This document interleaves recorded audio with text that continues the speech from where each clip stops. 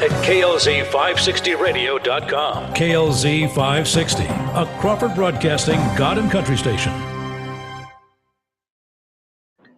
It's a mighty fancy automobile. Oh, she's a real road king, all right. 0 to 60 in 7.5. She'll do a quarter of a mile, 13.40. 390 horsepower. 500 foot-pounds of torque. Whatever that is. Performance and image, that's what it's all about. There's no such thing as a stupid. Yes. Sorry, I know they can hear you on this. Sorry about everything yesterday. Automotive questions are just one phone call away. 303-477-5600. Drive Radio is made possible by the member shops of Colorado Select Auto Care Centers. To find one near you, go to drive-radio.com. Now, Drive Radio on KLZ 560. Good morning, everybody. Welcome to Drive Radio. I am your host, John Rush, and today with me is Jeff Kitty from Larry's over in the Westminster area, and also Steve Horvath from Geno's. Good morning, guys. Good morning.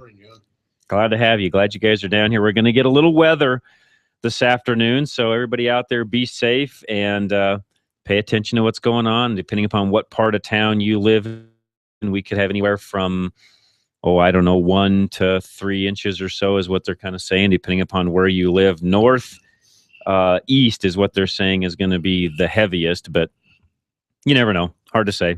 It's Colorado. Yeah, we're used to dealing with it. So hey, Matt, do a mic check. Make sure I'm not hearing Jeff super well. Make sure we're good to go. Jeff, say something else.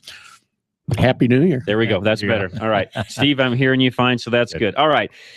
If you've got anything at all you want to talk about, you guys know what the phone number is, but lines are open. Call us early, 303-477-5600.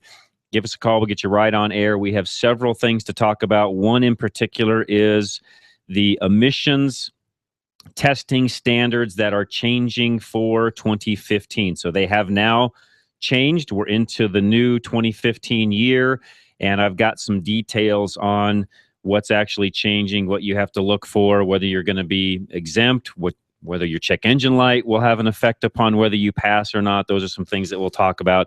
I also have some, I don't know if you want to call these winter tips, but just some driving tips, what to have in your vehicle.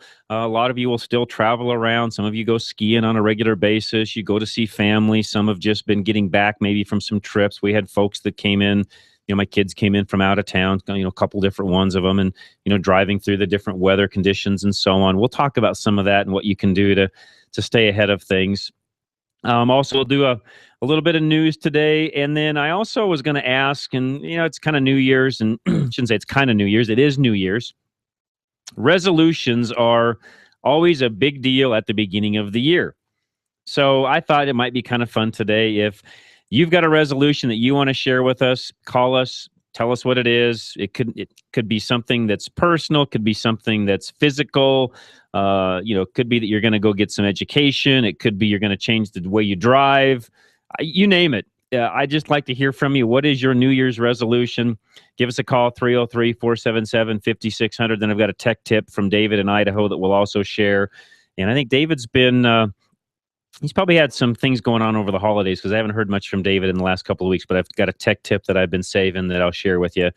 And then, of course, Jeff from Larry's is our resident transmission expert. If you've got any type of transmission question, by all means, today is the day to call. We always cover several different topics that come up as far as transmissions when Jeff is here. So if you've got something specific you'd like to ask Jeff, we'll talk even about what to do when you're stuck, because it's that time of the year where that can happen. And then Steve, most of you may or may not know this, but Steve is sort of our resident. He does a lot of older VW work, but his particular shop, they do all sorts of different makes, models, and so on. But Steve's got a knack for the Volkswagen end of things also. That's where I cut my teeth, I guess. Right. Well, yeah. Where he grew up in, however you want to say that. That's right. So anyways, multiple things we'll get into.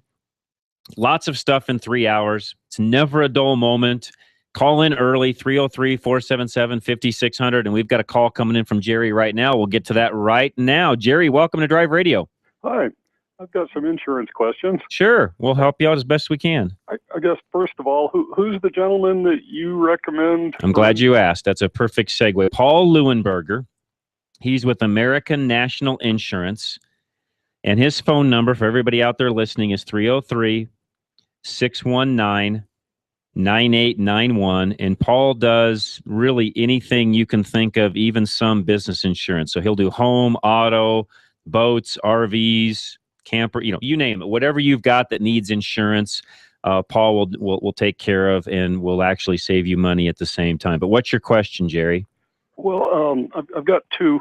One is it's about a story I heard third hand, so okay. I'm not sure about the accuracy, but I was told that that this woman is having trouble with her car insurance rates because her 20-year-old son, who lives in Fort Collins, 30 miles from Greeley, that where she lives, that his car died recently, and that somehow that caused her rates to go up. I can't imagine anything. That doesn't sound correctly either. The only thing that I can think of, and Paul, if you happen to be listening, feel free to call in and make sure that I'm saying this correctly. But the only thing that I could think of, Jerry, that can happen is if they are in the same household and he had a car that now is no longer on the insurance policy and he then has to be added on to her policy, yes, there could be some rate increases if that in fact is the case. That would be the only thing I could think of that would raise her individual rates, is if somehow let's say, for example, they were in the same insurance company, they were sharing the same address. All of a sudden they know that, Joe is no longer driving his car because it's out of commission, it's off the policy. Well, they know because of it's in the same address, the likelihood of him driving her vehicle goes up. The only thing she could do to make sure that it stays at a level premium that I know of, and again, if any of you out there are insurance experts, by all means call me, but I think the only way, Jerry, that she can make sure that it stays where it was is she would have to exclude him on her policy, which means if he wrecks her car, there's no insurance for, say she has full coverage. They will cover the liability portion of things. Maybe there's even some question marks there, but they would not cover the full coverage part of it if he's driving her vehicle. Okay. And that's a dicey area. And if anybody out there listening has more information on this, I'd love to hear from you. But Jerry, that's about the only thing I can think of that would make her individual rates go up. Unless they lost multi-car discount too. Well, that could also be too. Multi-car. Yeah, multi-car discount going away, him now driving her vehicle, things like that would change the policy. I see. Well, thank you. I've got one more. Sure. Quick. Many years ago, back in 1988, my mom's car was parked on the street in front of her house and got sideswiped. And so I ended up shuttling it to the body shop for repair for her. And I didn't have any clue where to take it, so I just went with the insurance company's recommended list and picked the name. And anyway, when I went to pick it up, the left front fender had been replaced, and the wheel well opening was so much smaller than original that I couldn't do a full turn. The tire was rubbing on the corner of the wheel well opening. And the body shop owner said that he basically blamed the insurance company. He said the insurance company forced them to use these super cheap imported could very well be aftermarket parts. And he claimed that they ran into that all the time. And then we had to make some calls, and finally the insurance company approved using a factory part, an original manufacturer's part. And we got it done a second time, and it was right the second time. But are you familiar with those sort of stories? Yes, I am. In a lot of cases, the aftermarket parts are an inferior quality to what you're buying from a factory sheet metal part. In other words, the dies aren't exactly the same, and they're inferior in multiple ways. Sometimes it can be metal thickness, sometimes it can be the shape of it, things along those lines. And yeah, they are not the same quality, and thereby you need to make sure when you're getting the vehicle fixed that it's meeting your desires that you want. You can take the vehicle anywhere you want to take it, and hopefully the body shop, the collision center that you're working with knows enough to ask the right questions to force the insurance company to buy the right parts. But that, by the way, that's something, and I just sent a text message or an email to Paul Leuenberger to figure out when I can get him back on the show here in the next couple of weeks. These are some great questions, because I think some of that has to do even with the policy that you pick on the front side. So conceivably, in signing up for the policy, customers would agree to aftermarket parts in their policy. That's right. And those are some of those fine print things that sometimes get buried, especially when you buy online insurance. You may very well be accepting some of the things we're mentioning without even knowing it. Well, and the one thing that we've gotten lax in is we don't talk to our insurance guy. We talk to him for 15, 20 minutes a year, maybe, until we have a problem. And it's not a bad idea to get to know your insurance guy. And that's where, with Paul, you develop a relationship. He'll come out. He knows you. He knows your vehicles. He knows what sort of life events are coming up that are going to make changes in your policy. Those are the sorts of things, again, to Jeff's point, you want to have a relationship with your agent so that those things are taken care of. And frankly, you just can't do that stuff with an online insurance company. And if you've got one that can't answer your questions, you need to find another one. That's exactly right. All right. And I just sent Paul an email asking him. I knew he had some stuff going on through the holidays. See if I can get him back on here in the next week or two, and we'll actually just get into more of this. He always thinks that's a dry subject, but I keep trying to tell him that no, it's not. There's very important things when it comes to insurance, because if you don't have the right insurance, it can sure make life miserable. Well, thank you very much. You bet, Jerry. Appreciate it very much, and thanks for the reminder. Again, that's how it works. You guys ask for something, and you know what? We'll deliver on it and make it happen. So line open, 303-477-5600. Roy in Lock Bowie's got a transmission question. Roy, what's going on? Yes, 79 Chevy pickup, two-wheel drive, half-ton. Okay. Reverse. Doesn't want to work. I mean, it works, but I can hardly get it to move in reverse. Okay.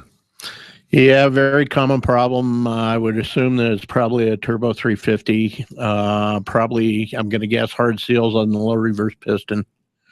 You're going to have to do some major work to do it. Wow. I was scared of that. But it's fixable. Those aren't that expensive to fix. They're not bad. What am I looking at? I'm on Social Security, so I gotta go gulp. Well, it's two-wheel drive pickup. Mm-hmm. Yes. Half ton. You're probably below $1,000. Really? Yeah. Okay, and that everything else will be checked out when you're going to do that. Well, if you're going to do that, you're going to end up going through the whole thing. You'll put clutch packs and everything in it. Yep. New clutches, which means you'll have a rebuilt transmission when you're done. Wow. And if it's done by us, we do a 3-year, 36,000-mile warranty. Wow. And we rebuild your unit. Am I looking at $1,000 or more? No, I think you're probably going to be $1,000 or less.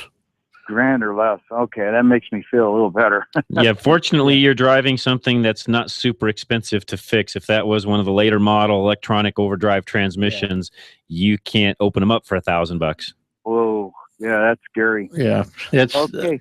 I mean, it's. Yeah. I find it really interesting how much the cost has changed. That's right. In transmission. That's right. No, you still have a very simple, in relative terms, a very simple transmission compared to what we have today, Roy. Okay, am I in trouble driving it around like, my regular gears? I mean, I'm not stressing anything else, am I? No, you're probably okay until you need reverse. Right. And then it's not there. It's not there. I pull in spots where I can go forward. There you go. There you go. Good way to do it.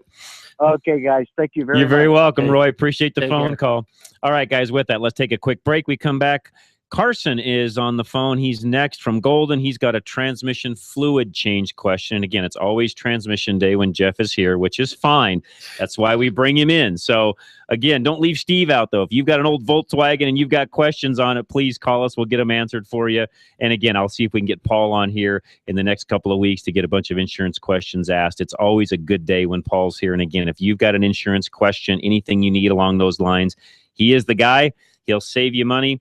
I talk about this, even talked about this last night on Rush to Reason, which, by the way, we're now on daily 3 to 6 p.m. So 3 in the afternoon until 6 p.m. The drive time. Please tune in and listen. But I talked last night about people that sponsor, my shows in particular. I won't have anybody as a sponsor on any of my shows that I cannot endorse personally. It's that simple. Even what you hear in the afternoons, if I cannot endorse them, we're not going to use them. So my point is, whether it's Paul, Isaac, our broker, Napa, Quick Tread, our tire guys, K&N Engineering, all of our Colorado Select facilities, whoever it is that's sponsoring Drive Radio, guys, let's just say this. I have personal relationships with every one of them.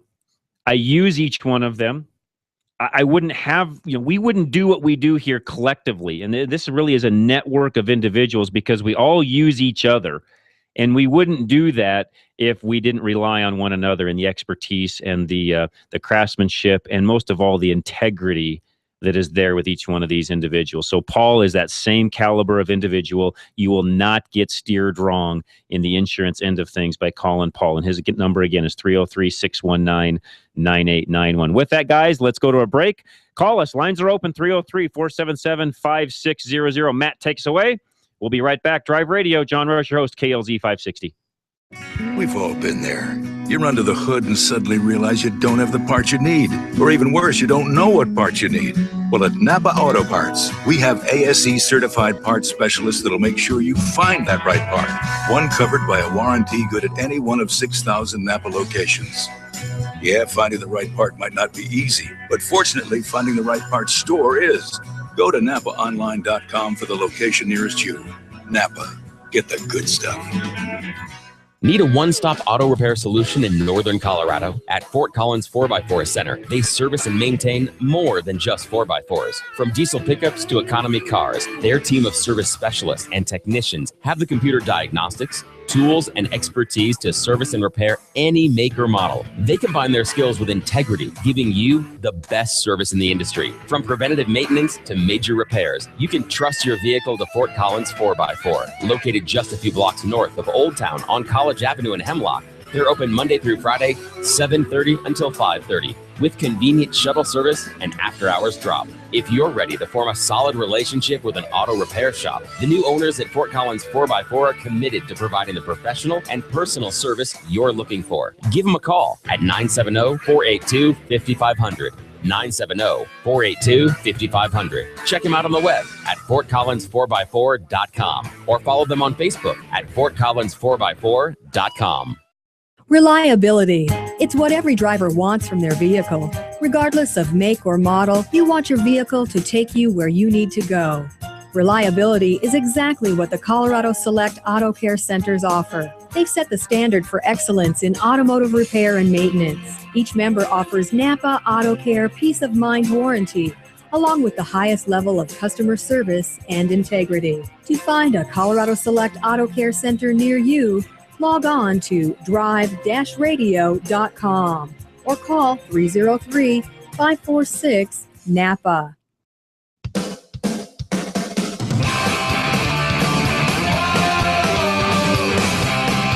All right, Drive Radio, John Rush, your host, along with Jeff Kitty from Larry's in Westminster and Steve Horvath from Geno's, and both really good friends of mine. I appreciate very much these guys coming in, taking time on their Saturdays. Larry Unger on the other side of the glass, who is Jeff's partner. You hear Larry not on air, but sometimes, typically though, he is off air, answering your calls, taking questions, dialing us in, making sure we do everything right on this side of the glass. And I appreciate Larry and all the effort that he puts in every week. He puts as much time into this as I do. And for that, I am very thankful. So I appreciate all that Larry does to make that happen. All right, let's go to Carson, who is next in Golden. Carson, welcome. What's going on today? Thanks for taking my call. Thank you. I like to do my own transmission fluid change on my vehicles. I've had a bad experience taking it into a shop. And what I do is I drain the old fluid as much as I can and then refill it with that same amount. And I do that 3 times. I've seen that before and seen that people have success with that. But I'm curious if I'm able to do that at the same interval that I do my oil changes and still get an equivalent effect when I do that.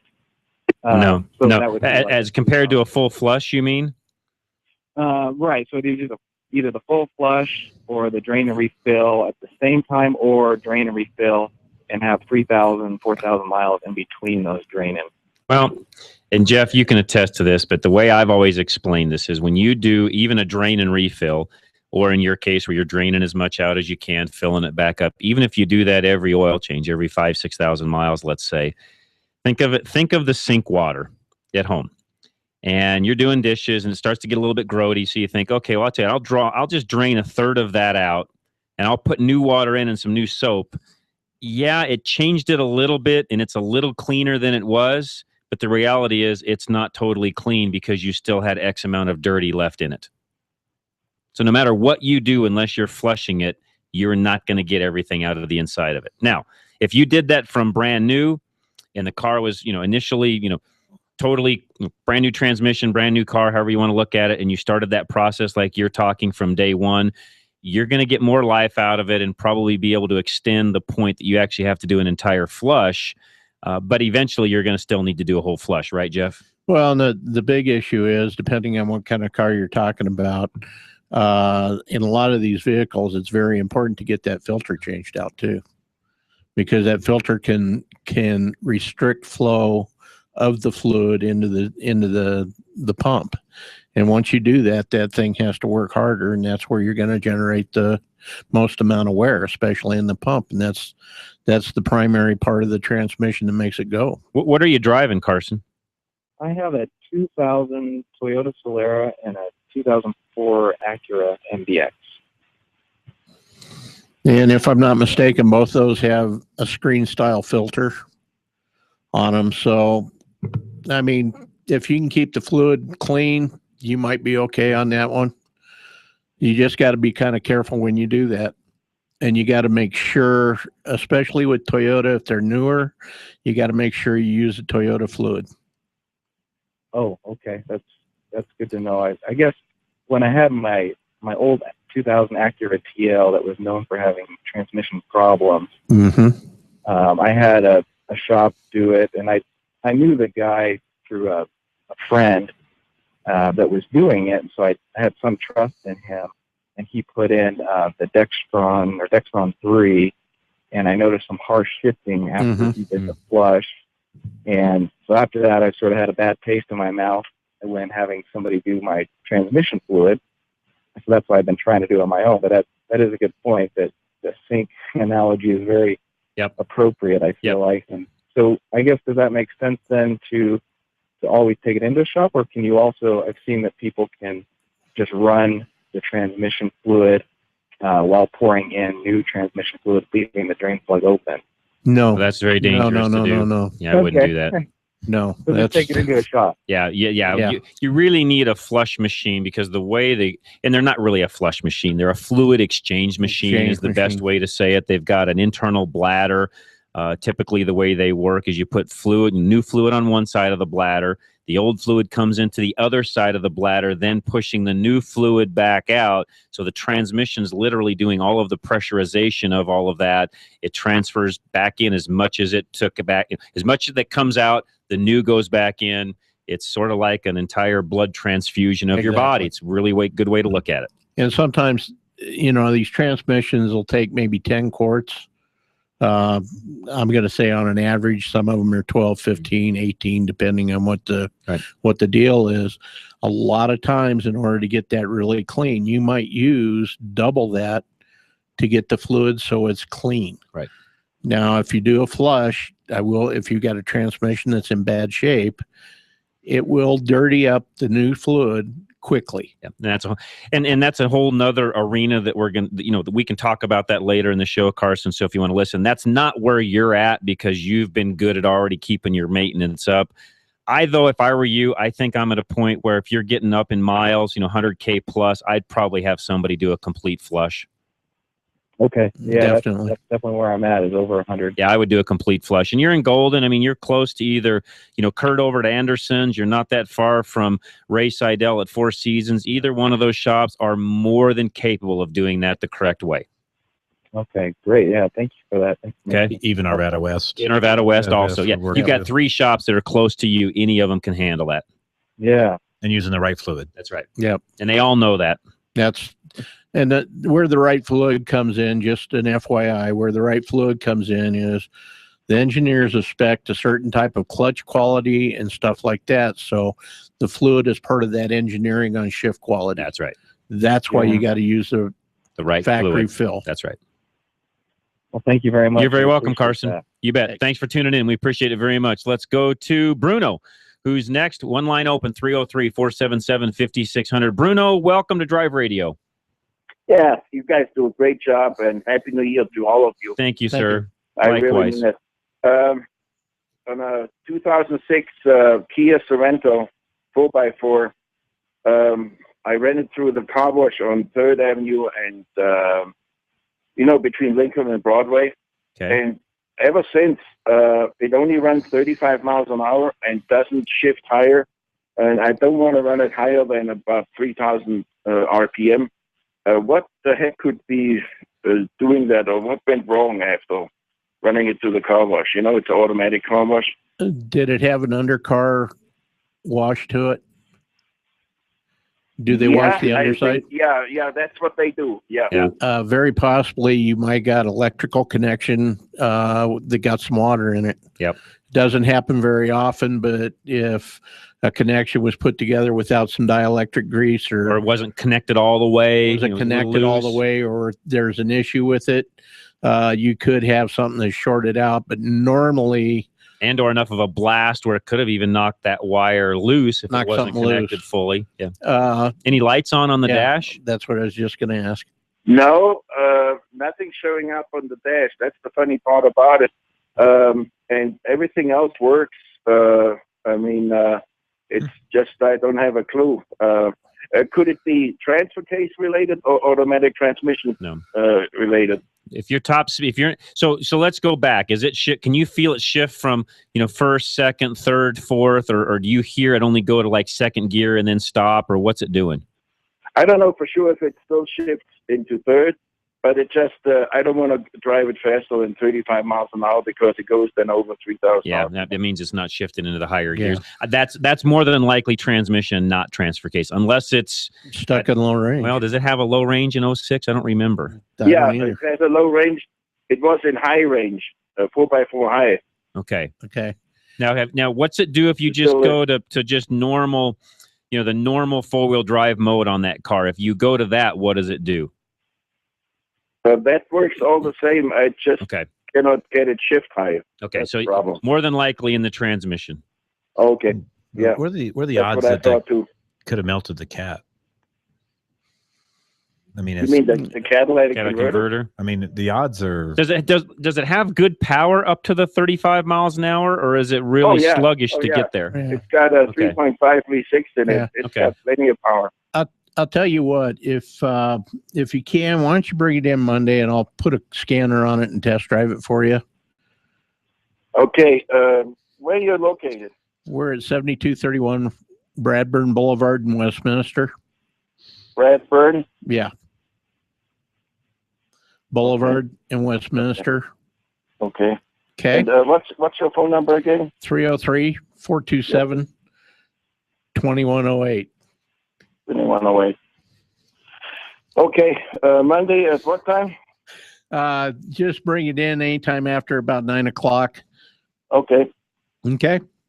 All right. So you think it's definitely automatic transmission? Yeah, I would say so. Nothing to do Yes. with the transfer case. Okay. Well, let me drive it and we'll see what we can find out for you. Okay. And All right. that's Larry? Is that Larry at Larry's Automotive? It's actually Jeff at Larry's. Jeff at Larry's. Okay.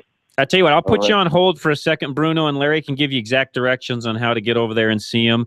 Let's take a break. We're up against that clock. Dave in Arvada, hang with us. You've got another transmission question on a Camry. One line open, 303-477-5600. Call us with anything you want to talk about. That's what we're here for. John Rush, your host, Jeff Kitty from Larry's over in Westminster, and Steve Horvath from Geno's. Matt, take it away. We'll be back right after this. John Rush, Drive Radio, KLZ 560. Having transmission problems? Stop by Larry's Automotive today. We're your only Colorado Select Auto Care in North Denver that also specializes in automatic and manual transmissions. We're a family-owned small business taking care of your family-owned fleet of cars, trucks, and SUVs since 1994.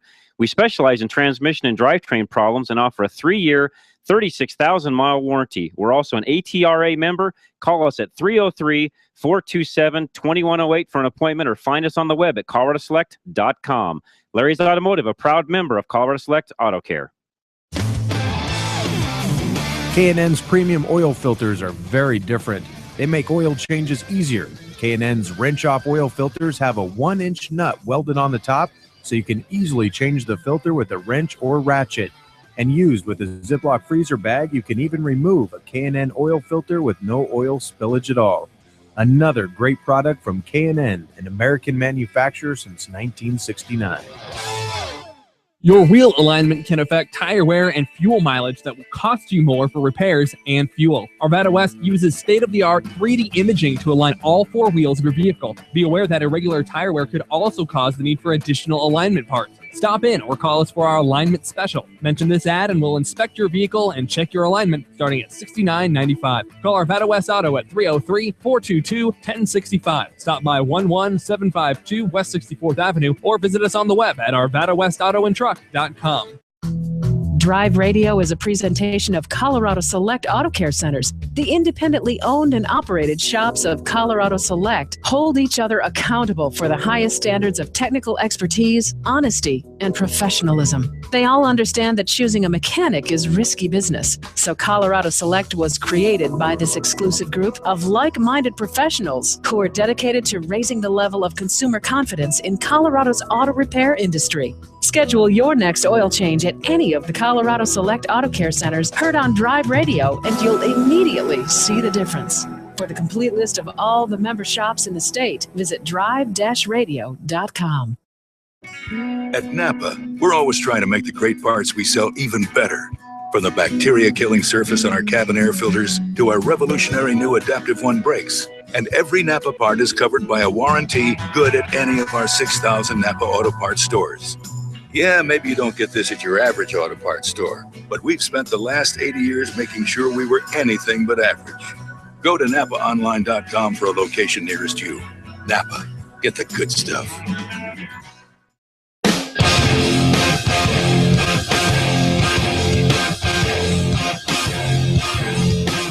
All right, John Rush, your host, KLZ 560 Drive Radio, the program, and we are here every Saturday, 10 a.m. to 1 p.m. Mountain Standard Time. I just have to say that because we now have got people listening all over the country. Part of that's due to our YouTube feed, which, by the way, you can watch us on YouTube. Just go right to YouTube, go into the search bar of YouTube, type in Drive Radio, all one word. You can watch us there. You can watch all of our past reviews on cars, interviews, the shows we do, you name it, all of them are there. Again, Drive Radio, all one word, inside of the search bar on YouTube. Or just go to our website, drive-radio.com, and you can find it there also. Dave in Arvada, what's going on with your Camry?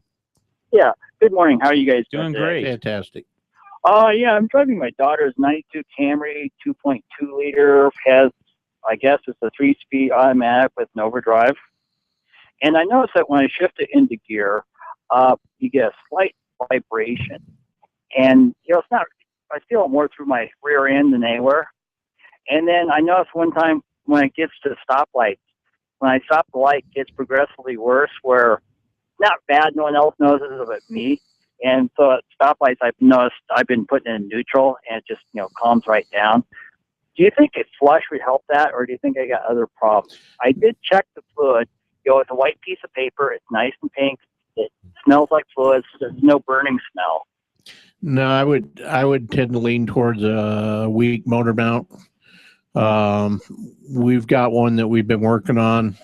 Unfortunately, a little bit too long finding parts for it and stuff like that. But chances are the motor mounts are just weak, and it's starting to ground out against the frame or bottoming out in the motor mount. So it's actually the rubber's all gone. I got metal against metal type situation. Well, yes and no. I mean, the motor mounts are rubber. They tend to weaken after years of back and forth and taking up the engine torque and all that, and it tends to They just wear out. They just wear out. And that's that. By the way, folks, that's true with any car. Yeah, doesn't matter whether it's Honda, Toyota, Dodge. Chevy, Dodge, whatever. They're all constructed, fairly much, fairly the same. They're not exactly the same, but the same basic premise is there. They take two pieces of metal and sandwich them between a big chunk of rubber, and the rubber is the isolation device, because if you didn't have a rubber motor mount, the vibration would just shake your teeth out driving it. So over time, those things start to go bad. And typically in a motor mount, there's safety. How do I want to say this? They're made with a safety function in mind, so that as the mount wears out, they tend to rest on one another, so that the mount just doesn't fall through, and the engine doesn't fall out of its cradle. And when they get to that point, that's where you get more vibration and things like that. Oh, okay. Well, good. Motor mounts are a lot cheaper than the transmission rebuild, because I didn't know if it's some weird pump or something going on in the transmission. Well, now, the thing is that you might be able to get rid of some of it, but I can tell you right now, I wouldn't guarantee to be able to get rid of all of it. Okay. Okay. But either way, flush sure as hell wouldn't hurt.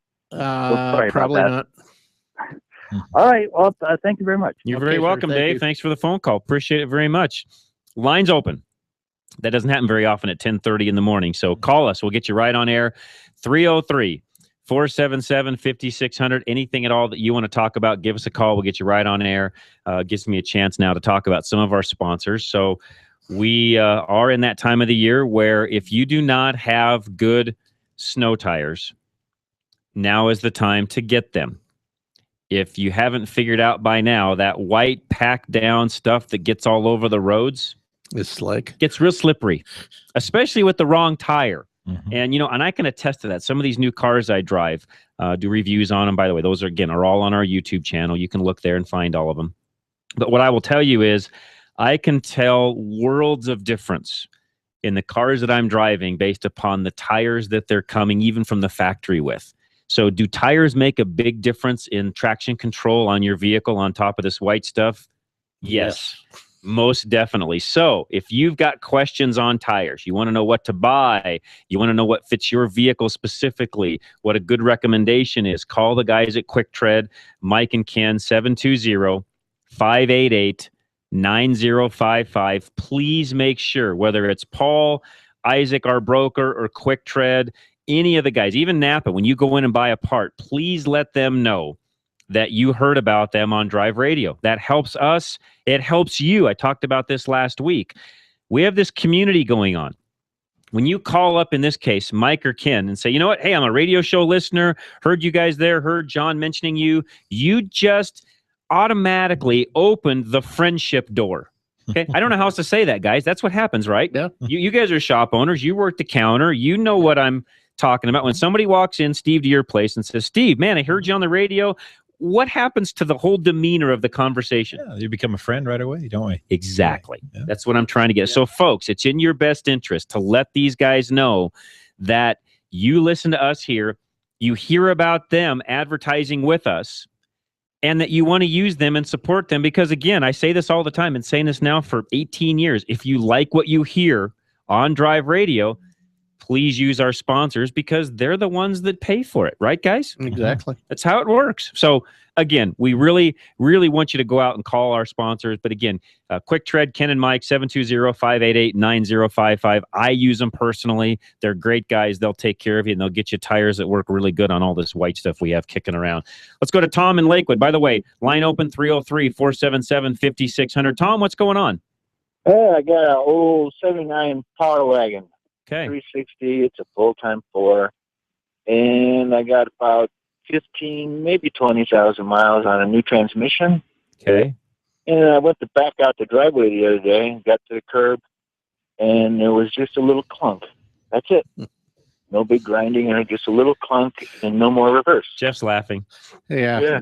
He's not laughing at you. He's laughing with you. I miss the old torque flights, to be real honest with you. They're a great transmission. The biggest issue on the old torque flights is the reverse band on that, especially with the cold weather we've had. When you put it in reverse, If that band has any amount of misadjustment in it as far as too slack, a lot of times you'll break that reverse strut. Darn. If that's all that's happened, it can be fixed in the vehicle. Oh, okay. Depending on what needs to be done, it's a fairly easy fix, but you need to take it to a transmission shop for the most part. Who did the transmission 15 to 20,000 ago? Well, it was a place used to be here in Lakewood, Sun Transmission. Okay. They'd been around forever and ever and ever, but they retired. Okay. Yeah. And I think it's a restaurant there now or something. Okay. So, anyway. Just a different kind of grease now. Yeah. Maybe Right. more or less headache, depending on. Yeah, a little thinner. Yeah, exactly. Anyway, all right. Well, I'll pursue something like that. Okay. Yeah. I'm in the Green Jeff. Mountain area. What's a good spot? Your Green Mountain area? Probably going to be Four Seasons over off of South Wadsworth. Okay. Okay. Yep. And Cool, once you get in there, if they need help from Jeff or Larry, they'll know who to call. Yep. All right. All right, Tom. Thanks, guys. Thank you very much. Enjoy your afternoon. Happy New Year to you. Let's go to Victor, who is next. Victor in Ridgeview. What's going on? Hey, how you guys doing? Happy New Year. Happy New Year to you, Victor. Well, I had a question. I don't know if you ever guys talked about like a car transport or car carrier company. I've been researching because I want to ship a car out of state, and I've never done it. It's not in my profession. But do you know any kind of pitfalls or anything I should look for? You know what? I do not, but I know who does. Who's that? Isaac Bouchard, our broker. I was thinking that. He ships cars all over, brings them in for people, sends them out for people. He would be the guy to call. His number is 303. All right. Let me write this down. No, you're fine. Go ahead. And you're in Florida, right, yeah, Isaac? we're enjoying the weather here. Oh man, yeah, you are. You don't have this white stuff down there, do you? No. It's only on the beaches. On the beaches, yeah. Beaches, fishing, golf. Awesome. Beautiful sunshine. Well, we're envious of you, Victor, and I appreciate you listening from such a long distance. But again, call Isaac 303. Okay. 475. All right. 1462. 62. Yep. Yeah, because my biggest thing is I had 3 quotes, and between the quotes, one was almost $200 difference. Wow. I mean, I don't want to use somebody cheap. I want to make sure I use a good company, but you do. I've never used anything like that, and I don't want to be taken advantage of it. I want to make sure I get a good company to ship the car out of state. No, you're going on the right track, and Isaac can help you with that, and would love to. He's a great guy. He'll have no trouble giving you some good recommendations of who to call. Well, all right, then. Well, I appreciate it. Thank you, Victor. Appreciate you listening from such a long distance. We do have listeners all over the country, case in point. So, Victor, thank you so much. And Victor, I know his story. He found us actually through iTunes and has been listening ever since. He found us 4 or 5 years ago, and now he listens online and just happened to run across our programs on YouTube or not YouTube, but on iTunes. And here we go. So, yes, thank you all that listen from a long distance. We do appreciate that very much. And, yeah, those of you that are looking for a new car, used car, want to know what to do. Maybe you're not going to buy anything right now, but you're going to do something here in the near future, and you want to take some time to do that. Isaac is your guy. 303-475-1462. Isaac Bouchard. He'll help you. Whatever you need, he's the guy, and he'll save you time and money in doing it. Let's go to David in Idaho. David, what's going on, man? Not much. I had a question for the transmission expert, and that was, I as a technician, I was with 2 shops where we used universal synthetic transmission fluid. The one shop we used VG, and the other shop we used Schaefer's. The one shop I worked in Westminster used Schaefer's, and I have never had any issues with that particular fluid. Now, I've heard in the past when you've talked about it that you really are, against the universal fluid. Now, there are exceptions, obviously, for CVT vehicles and, the Honda transmissions, which require the special ATF fluid, and we didn't use them in those. But in general, it seems like they worked really well, and they had lab reports. And, the one thing I liked about the one universal transmission fluid is you could actually get it in an undyed formula, which was great for your Audi, Volkswagen, Porsche vehicles that didn't have the dye and the fluid from the first, didn't have the red dye in it. and that seemed to work really well. I just wondered what your thoughts were about the universal. Good question. Yeah, great question. What my thought is on the universal is it's fantastic fluid till you run into a problem.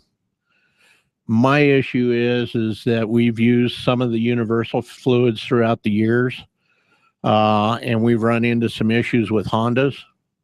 We've run into some issues on Toyotas and Chryslers with the shift quality. Okay. You might not notice it right off the bat, but when you have to warranty a transmission for a very long period of time, which 3 or 36 isn't that long a time anymore, but we found that we have less warranty related issues with shift quality than we do with the universal if we use the factory fill. Makes sense. And I mean, that's my take on it.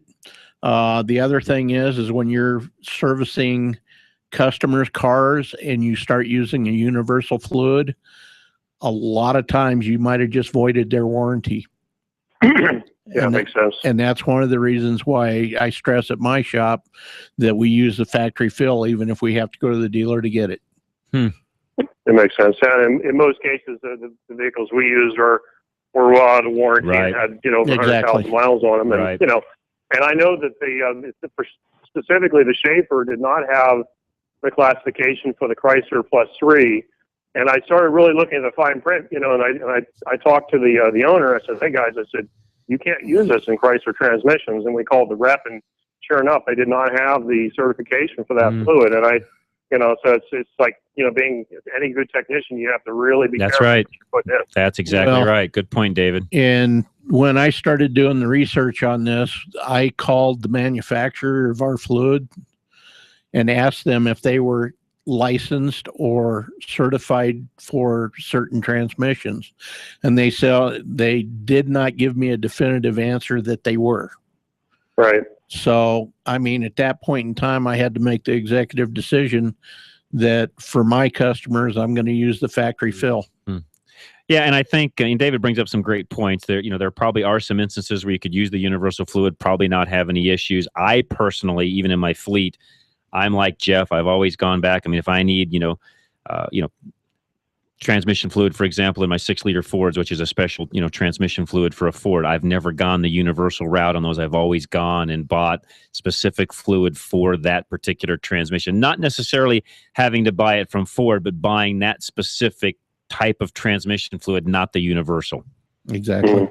That's just me personally. And I know on the GMs that if you don't use the Deck 6 fluid in them, they use that fluid to cool down the Tecum in it. And if you put the wrong fluid in those, you'll get a vehicle that might not move when it gets hot.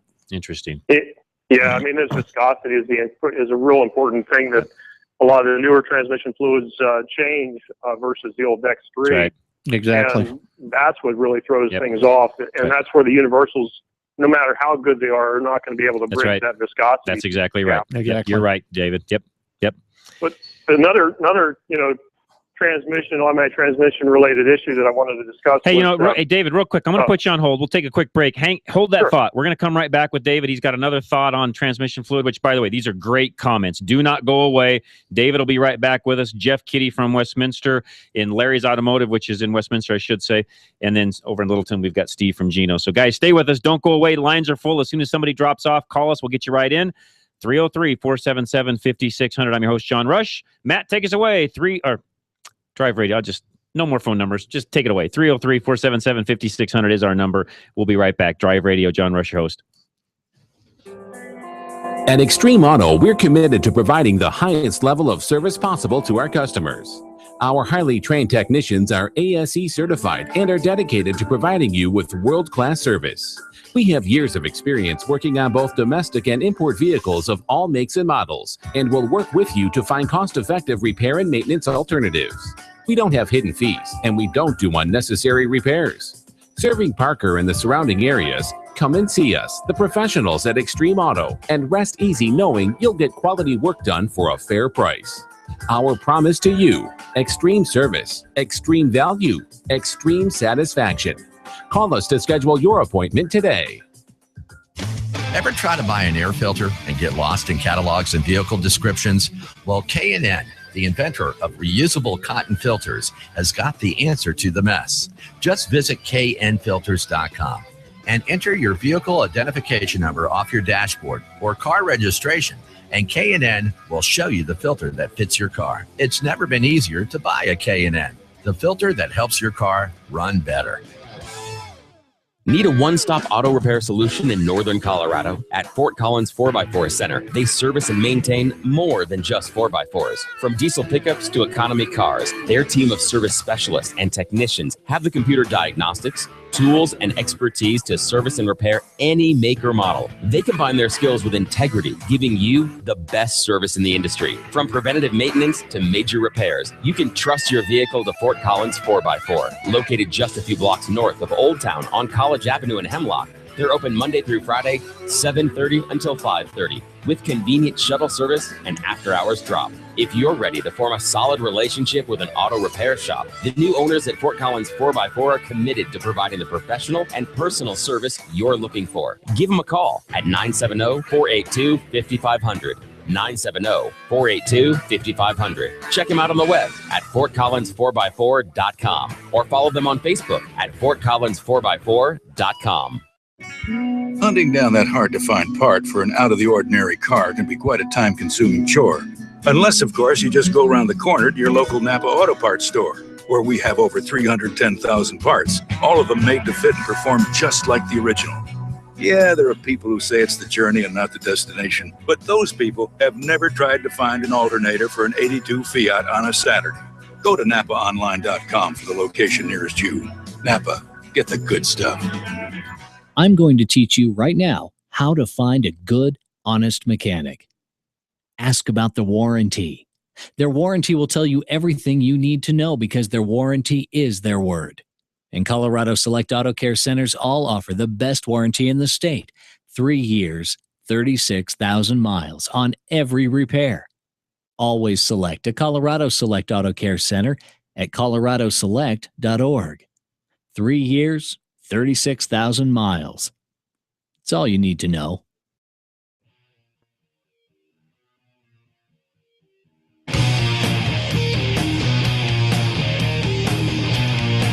All right, we're back. Drive Radio. John Rush, your host. Let's go right to the phones again. David in Idaho, thanks for hanging on with us. What's your second part of your... the other thing I wanted to discuss just briefly is that, and I've seen failure after failure, and it involves the automatic transmission rebuild chains that, will repair your vehicle, and they promise, good pricing and whatnot. And, here's yet another horror story.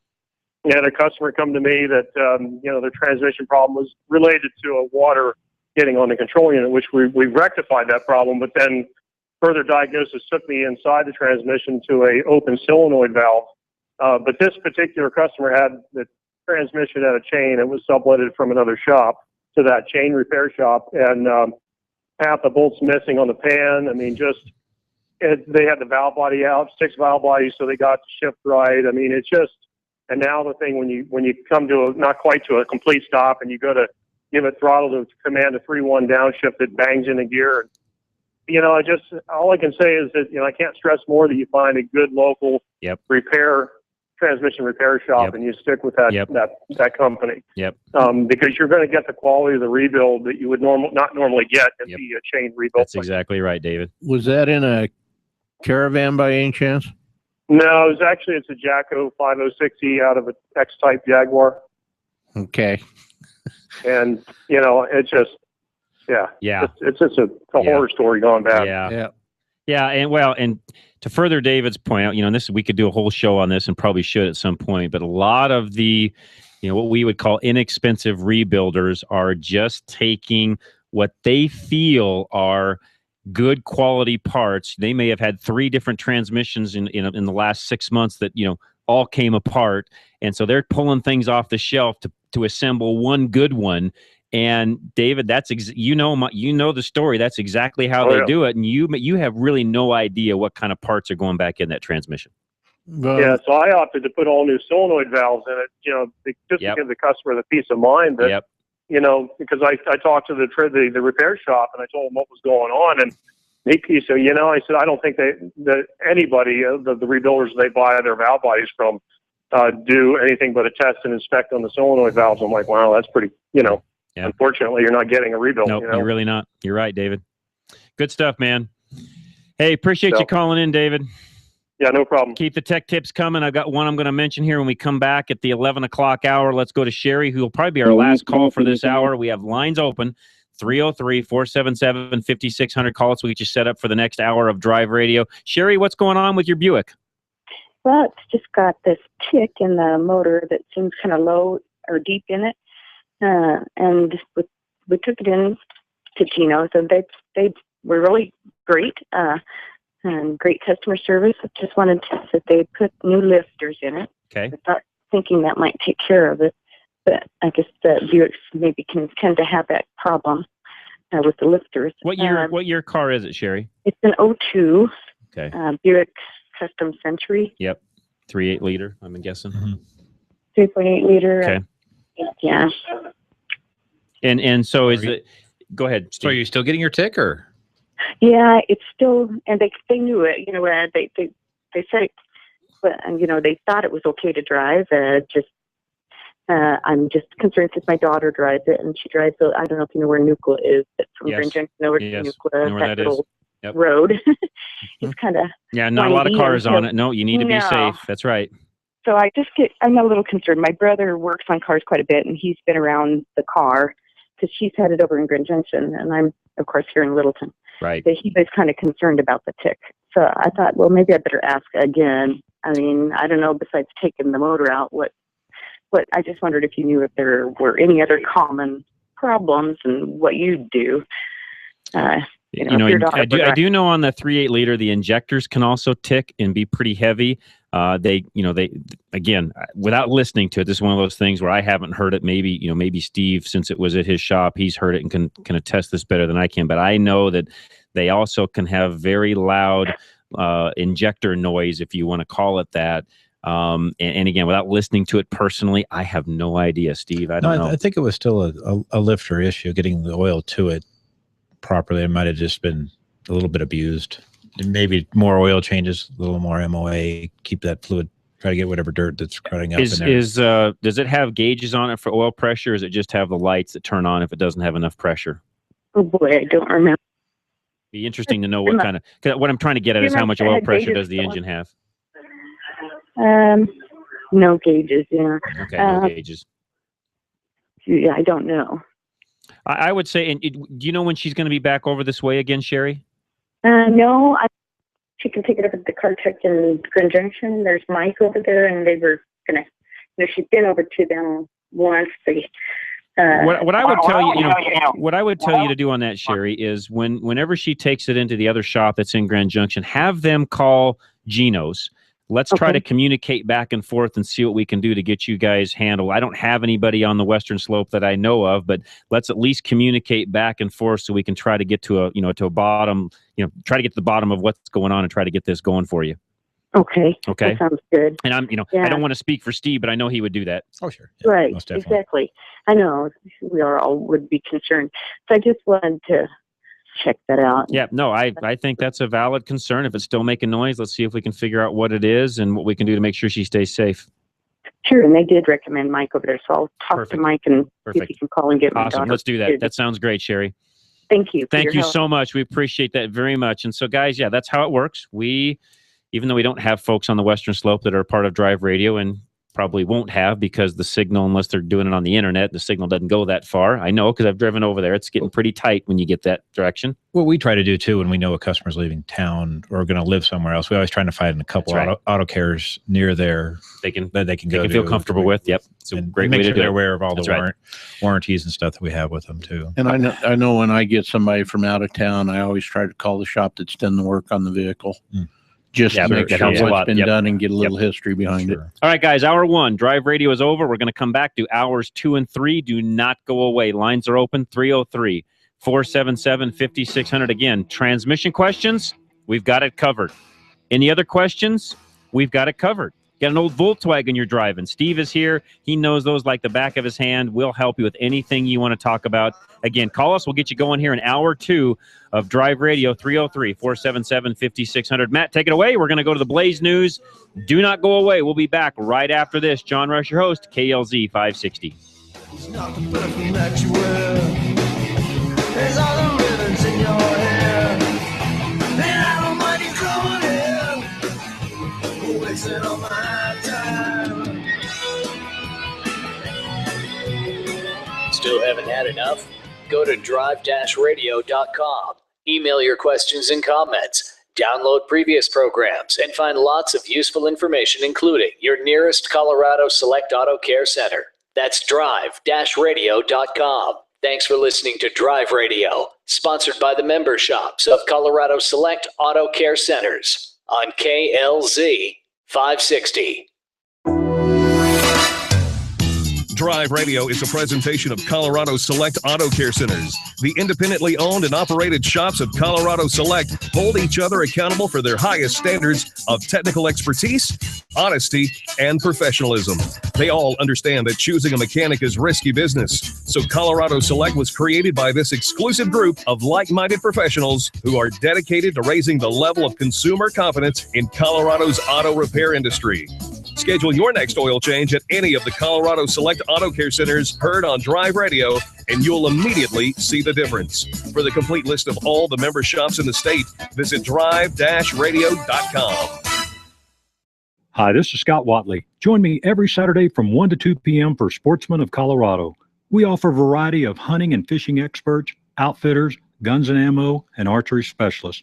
We'll also keep you informed of techniques, products, gear, and conservation news. That's Sportsman of Colorado, Saturdays, 1 to 2 p.m., right here on KLZ 560.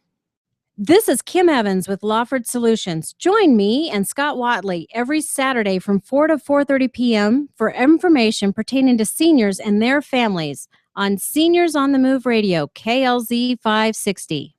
KLZ AM 560, KLZ HD Denver. Listen live at KLZ560radio.com. KLZ 560, a Crawford Broadcasting God and Country station. This is the Blaze Radio News. I'm Kay Long.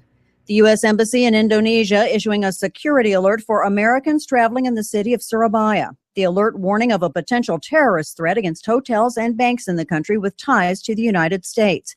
No further information provided. Surabaya, the hometown for most of the victims of Air Asia Flight 8501. And the Blaze Radio's Chris Vermillion tells us investigators getting closer to finding that plane. Search and rescue crews in Indonesia are confident they have located 2 more large sections of the missing airplane as sonar equipment detects objects on the floor of the Java Sea. Most victims believed to still be inside the plane, as a new theory based on the condition of those recovered so far says the plane might have landed intact on the surface of the sea before being overtaken and broken apart by the rough waters. I'm Chris Vermillion, the Blaze News. This is news on the Blaze Radio Network. Everyone is making the switch to the Blaze to make it their source for the truth. Why not make it your source for the truth? Make theblaze.com your homepage for news that the other outlets won't even touch. Subscribe to The Blaze TV at theblaze.com/TV or on Dish Network and get access to original programming like For the Record, the show that exposes what's really going on that the government doesn't want you to know. And Real News, the daily conversation on the topics of the day that matter most. Check out the Blaze Radio Network at theblaze.com/radio with original shows like Buck Sexton, The Morning Blaze with Doc Thompson, Pat and Stu, and Jay Severin. Or if you need something to hold in your hands, subscribe to the Blaze magazine. So basically, anywhere you need to go, you can take the truth with you by taking the Blaze with you. This is the Blaze. Truth lives here. So just to recap, anywhere you need to go, you can take the truth with you by taking the Blaze with you. Find out all the ways at theblaze.com. You've been listening to the Blaze Radio News on KLZ 560. The Dennis Miller Show, Monday night at 10 on KLZ 560. It's a mighty fancy automobile. Oh, she's a real road king, all right. 0 to 60 in 7.5. She'll do a quarter mile, 13.40. 390 horsepower, 500 foot-pounds of torque. Whatever that is. Performance and image, that's what it's all about. There's no such thing as a stupid question. This is Drive Radio. All of your automotive questions are just one phone call away. 303-477-5600. Drive Radio is made possible by the member shops of Colorado Select Auto Care Centers. To find one near you, go to drive-radio.com. Now, Drive Radio on KLZ 560. All right, it is Drive Radio. John Rush, your host, KLZ 560. Jeff Kitty from Larry's Automotive is with us, as well as Steve Horvath from Geno's. And if you're just joining us because it's Sunday and our last 2 hours are rebroadcast on Sunday, remember, you cannot call in. We do thank you for listening. Go back and listen to our first hour. I usually have the podcast up early Sunday mornings for that. So you can go back and listen to hour one. And all of the rest of you that are out listening, whether it's Saturday or you're listening to a podcast or you're watching us on YouTube, whatever it is, thank you. We appreciate it greatly. Lines are open. Call us. We'll get you right on air, 303-477-5600. Real quick tech tip. And we heard David from Idaho call in just a little bit ago. We chatted for just a few minutes. And here's his tech tip, especially for some of you do-it-yourselfers. If you ever find yourself in a situation where the nutter bolt falls out of the socket before you can get it to the stud or the hole, try taking a piece of paper and partially wrapping it around the flats of the fastener. Press it into your socket and presto, you now get that fastener where it needs to go. You can also use a little dab of grease. The advantage of the paper over the grease, though, is it just falls out once you're done and there's no mess. So there is an advantage to the paper over what I've always used, which is grease or something along those lines. You're not having to wipe the grease or anything off. Your socket stays clean and the piece of paper will just fall out and it's no big deal. So little tech tip for some of you do-it-yourselfers. Also, we always get questions on this. I'm just going to throw this out there. There was a change in top-tier fuel stations. Okay, we have more of them now in Colorado than we used to have. They are as follows: Conoco, Costco, Diamond Shamrock, Phillips 66, Shell, Sinclair, Suncor, and Valero. So those are the new top-tier stations. We'll let you know if those change. I continue to watch that list, but that pretty much covers a good, solid, probably 80% of the stations in the Denver metro, even the Colorado Front Range area. The only thing that excludes are some of your 7-Elevens and supermarkets and so on, which, yeah, it's tempting to buy that supermarket gas. You get your 50, 60 cent a gallon discount. I heard somebody the other day pay only, I don't know, $1.10, $1.20 a gallon for fuel because they had all of their grocery rewards. That's probably okay every now and again, but I would not do that every tankful. Okay, just fair warning. It's nothing wrong with saving money every now and then. Just be careful because that is the cheapest fuel you can buy. There's a reason you're getting it for that price. You get what you pay for. Okay, Just remember you're driving a vehicle that costs tens of thousands of dollars. And the engine alone in most vehicles today is an easy $6,000 to $7,000 to replace. Fuel components, fuel pumps, all those things are also expensive. Using good quality fuel is some of the best insurance you can use in making sure that your vehicle runs as long as you want it to. So, guys, use the good, top quality, top tier fuel. We've always recommended that, and we will continue to do so. JR in Denver, what's going on? Good morning. How you doing? Doing great. Pretty good. The issue about what is universal ATF fluid as opposed to the brand names. And I have a Grand Caravan. I put ATF 4 in there before. It was like a Walmart brand. Is there a difference between that and the like say Valvoline? ATF plus 4, if it's got that designation on there, then that means it's been approved by Chrysler. Right. And as long as you've got that designation, doesn't matter really who makes it. It's all plus 4. Doesn't matter who makes it.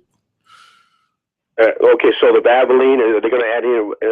It's the same additives as let's say Walmart brand or some other brand. It's going to meet the same specifications. Okay. Now, whether it has different additives in it, I can't tell you that because I don't know what the ad pack is in that. And what is the universal ATF? What brands are those? Oh, I don't know. There's a bunch of them out there. Half a dozen different ones that I can think of. Okay. It's just for that particular unit, you're better off just using the ATF Plus 4, and that's one of the critical units.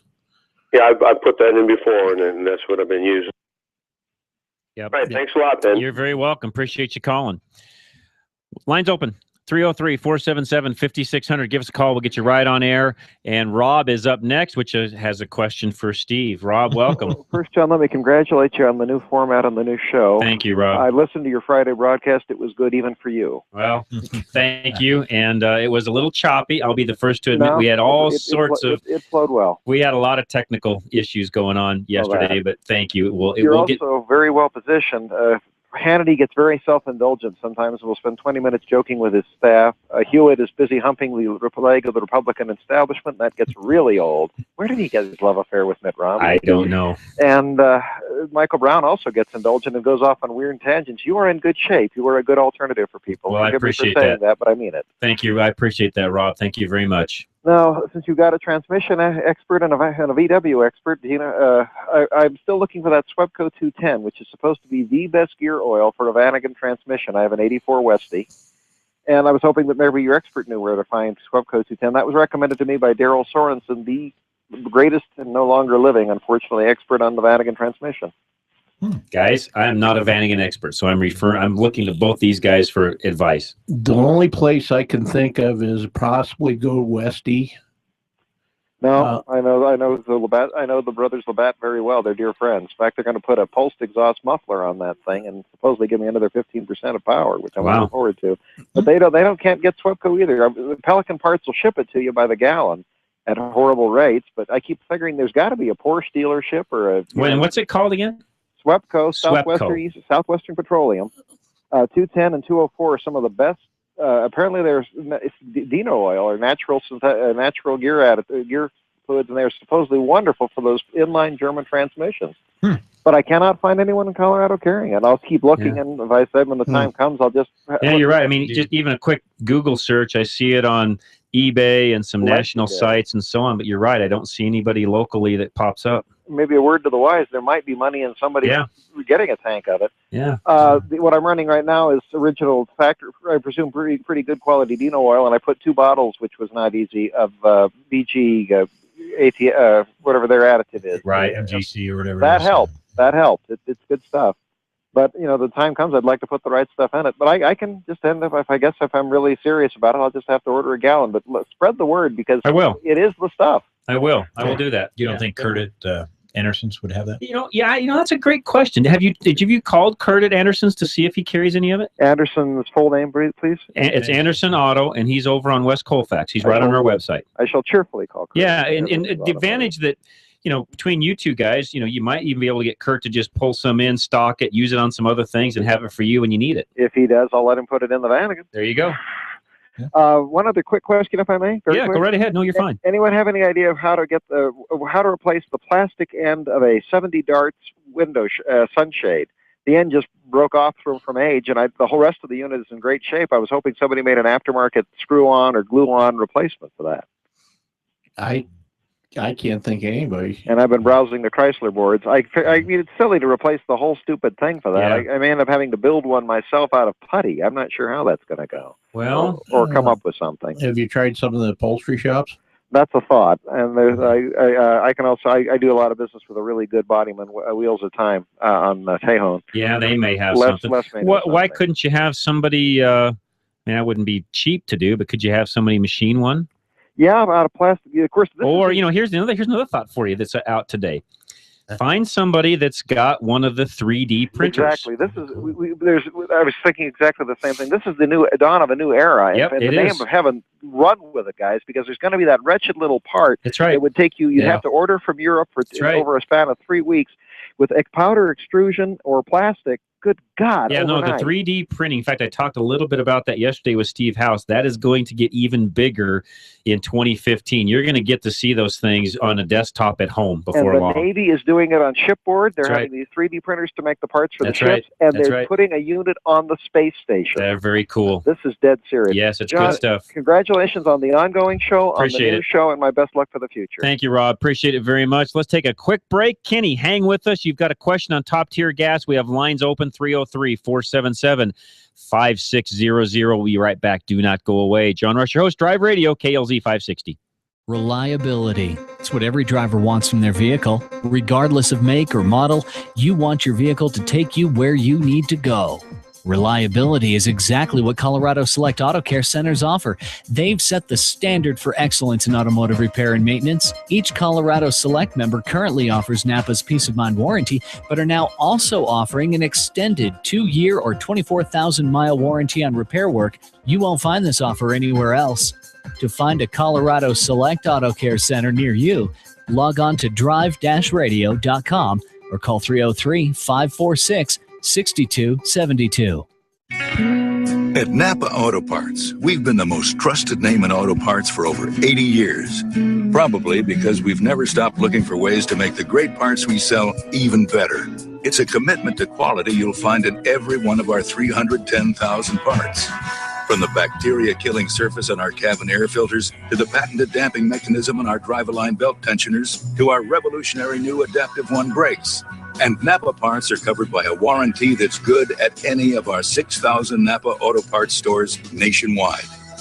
Yeah, maybe you don't get this at your average auto parts store, but at Napa, we've spent the last 80 years making sure we were anything but average. To find the Napa Auto Parts store nearest you, go to NapaOnline.com.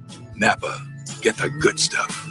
With over 125 locations in Colorado, southern Wyoming, and western Nebraska, there's only one place to get the good stuff: Napa Auto Parts. After 30 years of business, Geno's Auto Service is expanding. Hi, this is Jennifer, and my dad owns Geno's Auto Service in Littleton. What does our expansion mean for you? Savings on all our repair and maintenance services. We work on all makes and models, and your satisfaction is always guaranteed. At Geno's, we use genuine Napa parts and are AAA approved. Stop by and see the transformation at Bowles and Platte Canyon, or visit us online at genosautoservice.com. That's genosautoservice.com. Your car performs better when things are simple, and it's easy to see how the maze of plumbing under the hood can slow it down. A K&N AirTake system replaces the maze with a single custom engineered tube. The result? A guaranteed increase in horsepower, a dramatic increase you can actually feel. Visit K&N website to look up the extra horsepower available for your vehicle. K&N, an American manufacturer since 1969.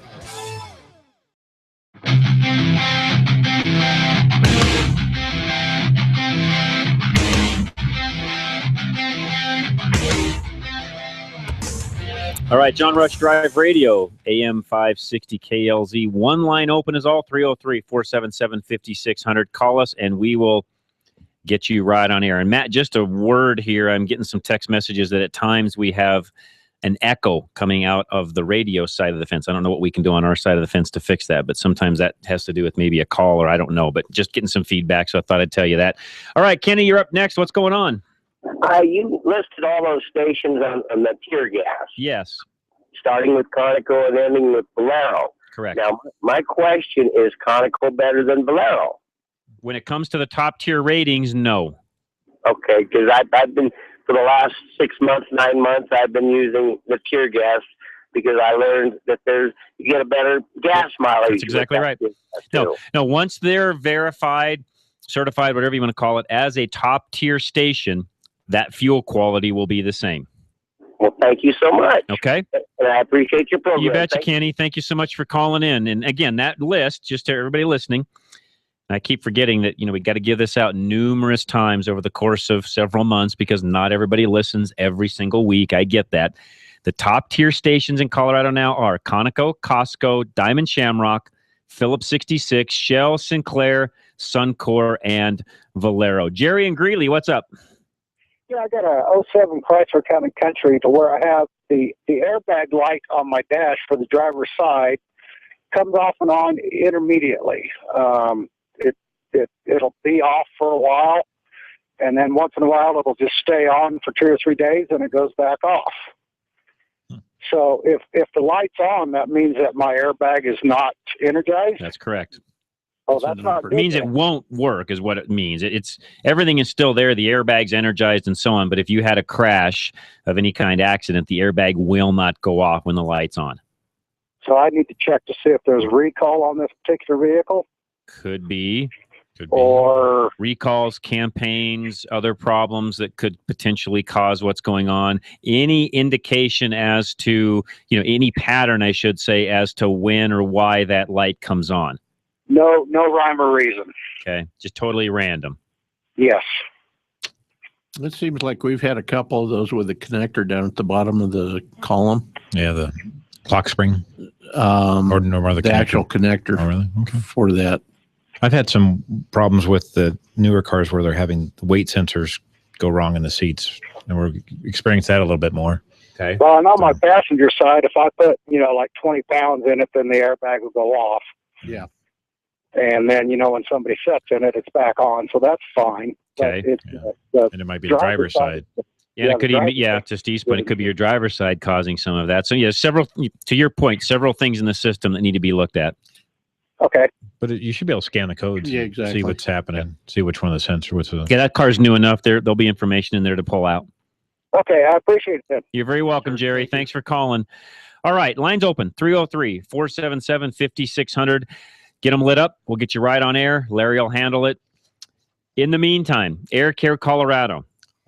Changes coming along in the emissions program, or they are here, I should say. They're not coming along anymore. They are here now. They started in January, which is now. Exemption for new vehicles will increase from 4 years to 7 model years. So a 2011 vehicle, for example, will not need a emissions inspection until the year 2018. Okay? So new vehicles are staying cleaner longer. The failure rate for vehicles in this range is 0.4%, or an average of 1 failure out of every 250 vehicles inspected. Thereby, they're going to increase that age limit on when you even need to get one done. So if you're driving anything that is anything that is within the 7 model years of age, doesn't matter if you're the first, second, third, fourth, fifth owner, it will not need an emissions test. Vehicles that are 8 through 11 years old will need their OBD, or their onboard diagnostic computer system, checked. If the check engine light is turned on, then these vehicles will fail the inspection and need repairs. Okay? So if your vehicle is year 8 through 11 and your check engine light is on, you will fail automatically. You will not get an emissions sticker, a valid emission sticker that you can then take in and get your registration and license plates. Starting in 2015, this will apply to vehicles from model years 2005 through 2008. And it goes on to say making repairs can improve vehicle performance, make it last longer, blah, blah, blah. Yeah, we know all that. Basically, if your check engine light is on, even if they they won't run it anyways, but even if it would run on the dyno and pass, it will fail because your light is on. So you're going to have to get that taken care of. Vehicles that are 12 years and older will continue to get the IM240 dynamometer test starting in 2015. This applies to vehicles from model year 82 through 2004. Okay. Any questions, anyone? Got this all down pat? Ever got this memorized? I don't. I'll have to keep referring back to this for the next 2 months until I get it all down pat. Lots of different things here. Vehicles that are model year 81 and older will continue to get the old stationary 2-speed idle test. Okay? Hybrid vehicles that are 8 years and older will now require inspections. They were exempt before. They now require an emissions test. Starting in 2015, model year 2008, older hybrids, Priuses, etc., will be inspected to make sure they are running clean. Hybrid vehicles will only need an OBD check and will not run on the dynamometer. So they're just going to go in and scan the computer, basically. By the middle of 2015, most inspection lanes will have at least 2 dedicated lanes to inspecting all-wheel drive vehicles. This will better handle a large and growing number of all-wheel drive vehicles registered in Colorado. Okay, I'll talk about Rapid Screen as we have some more time. Let's go to Wally, who's up next. We have a line open, 303-477-5600. Wally, what's going on today? First, I'd like to say I'm glad to be hearing you on Monday through Friday from 3 to 6 now. Thank you, sir. I have a question regarding photo radar. Sure. I know it's a favorite topic of yours. Yes, it is. My son got a collection notice from the city of Aurora for an unpaid ticket, and they're saying that they served him because they sent it to him registered mail, even though it was never picked up and signed for. They're saying that he was not served. Well, that's the way I see it, but I'm wondering how many people that the city of Aurora is doing this to. Good question. Because, you know, the state law, from what I understand, says you either have to be personally served. I think you have to be personally served. Mail, yeah, I think that's right. Yep. And if you don't pick it up, then how are you served with registered mail? You're not.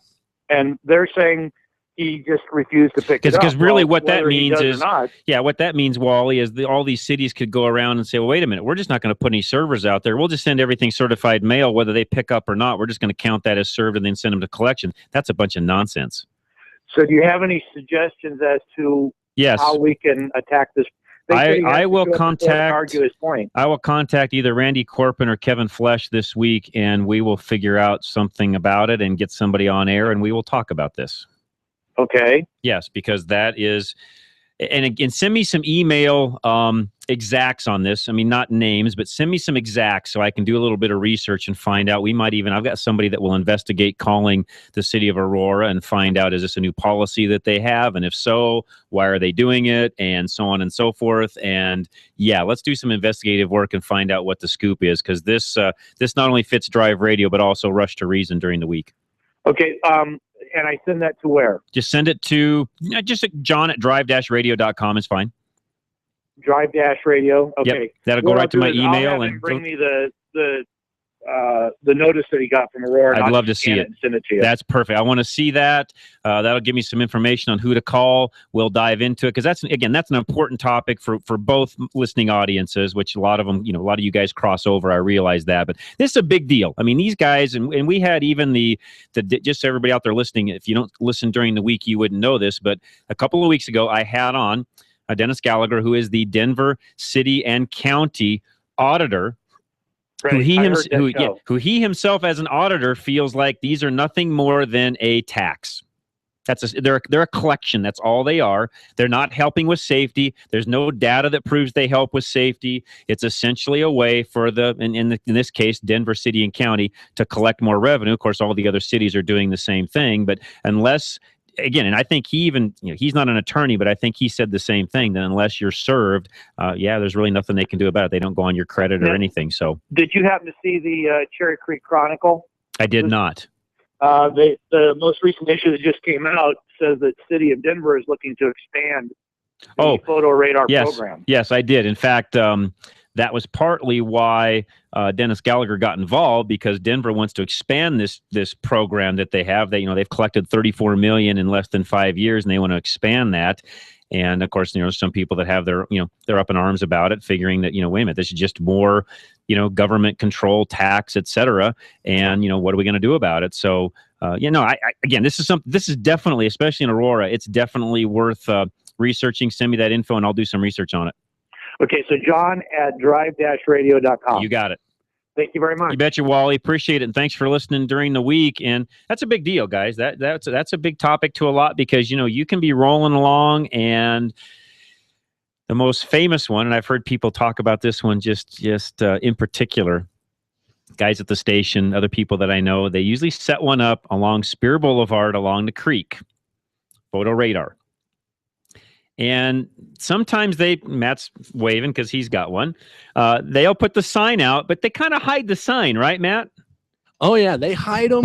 Where you're thinking is Where they have it is right at that 8th Avenue when you're heading over towards 6th. They have it on both lanes, the northbound lane of Spear and the southbound lane. Right. They've got both of them. Right. So I've talked to many people that have been through there, ended up with one. And again, the advice of even the attorneys that we've had on air, Randy Corcoran, Kevin Flesh, they both have said the same thing. Unless you're served, physically served, don't pay the ticket. So I need to do some investigative work on this deal with Aurora to find out what they can actually do, because I don't think certified mail constitutes serving. I'm not an attorney, guys, so I don't know how that works. Any of you have any ideas how that would work? I would think that they'd have to issue a warrant and have it served in person, right? But I don't know. I'm taking Jeff's side because I don't know either. Guys, we will research this. That's what we do. I'll do it not only for the weekday show, but also here on the weekends. We will find out what's going on, because that's a big deal. It affects a lot of people. And I'm one that says, if you're breaking the law and, you're speeding, okay, you probably deserve to get a ticket. But I'm one that says I want an officer doing that. I'm not a fan of all of this photo radar, Big Brother crap. Sorry, that's what it is. They're just revenue generators is what they are. I don't like them. I don't think, and to Dennis Gallagher's point, you can't prove they even help with safety. So red light cameras at intersections, for example, there's no proof that the cameras did anything to save accidents, because they retime the lights. So when you make a longer yellow, are you making the intersection safer in the first place? Those are questions that they're not answering, and there's no Dennis wants a study done to prove one way or the other, are these things really helping with safety or not, or are they just a revenue generator? So, guys, tell you what, let's take a quick break. We'll come back. Lines are open. Call us. We'll get you right on air. Maybe you've got an opinion on red light and photo radar cameras. Let me know. We'll take them. 303-477-5600. And I've also got some more for you on the rapid screen roadside inspections. More of that coming up. Don't go away. John Rush, Drive Radio, KLZ 560. At Arvada West Auto, we know that fluids are the life of your vehicle. They are also complicated, with all the different types, from motor oil to gear oils to coolant. The types of fluids, service procedures, and intervals can vary widely. Let us help you sort out what your vehicle needs and when it needs to be serviced. Stop in or call us at Arvada West Auto, 11752 West 64th Avenue, 303-422-1065. You can visit us on the web at arvadawestautoandtruck.com. Having transmission problems? Stop by Larry's Automotive today. We're your only Colorado Select Auto Care in North Denver that also specializes in automatic and manual transmissions. We're a family-owned small business taking care of your family-owned fleet of cars, trucks, and SUVs since 1994. We specialize in transmission and drivetrain problems and offer a 3-year, 36,000-mile warranty. We're also an ATRA member. Call us at 303-427-2108 for an appointment, or find us on the web at coloradoselect.com. Larry's Automotive, a proud member of Colorado Select Auto Care. We've all been there. You're under the hood and suddenly realize you don't have the parts you need. Or even worse, you don't know what parts you need. Well, at Napa Auto Parts, we have ASE certified parts specialists that'll make sure you find that right part. One covered by a warranty good at any one of 6,000 Napa locations. Yeah, finding the right part might not be easy, but fortunately, finding the right part store is. Go to NapaOnline.com for the location nearest you. Napa, get the good stuff. A 3-year, 36,000-mile warranty on every auto repair says so much more than, if it's not right, we'll try to fix it again. A 3-year, 36,000-mile warranty tells me that this is a master mechanic who's confident, who knows what they're doing. I mean, nobody offers a warranty like that, right? Colorado Select Auto Care Centers do, and only the members of Colorado Select offer a warranty this good. Find a mechanic who's a member of Colorado Select Auto Care at coloradoselect.org.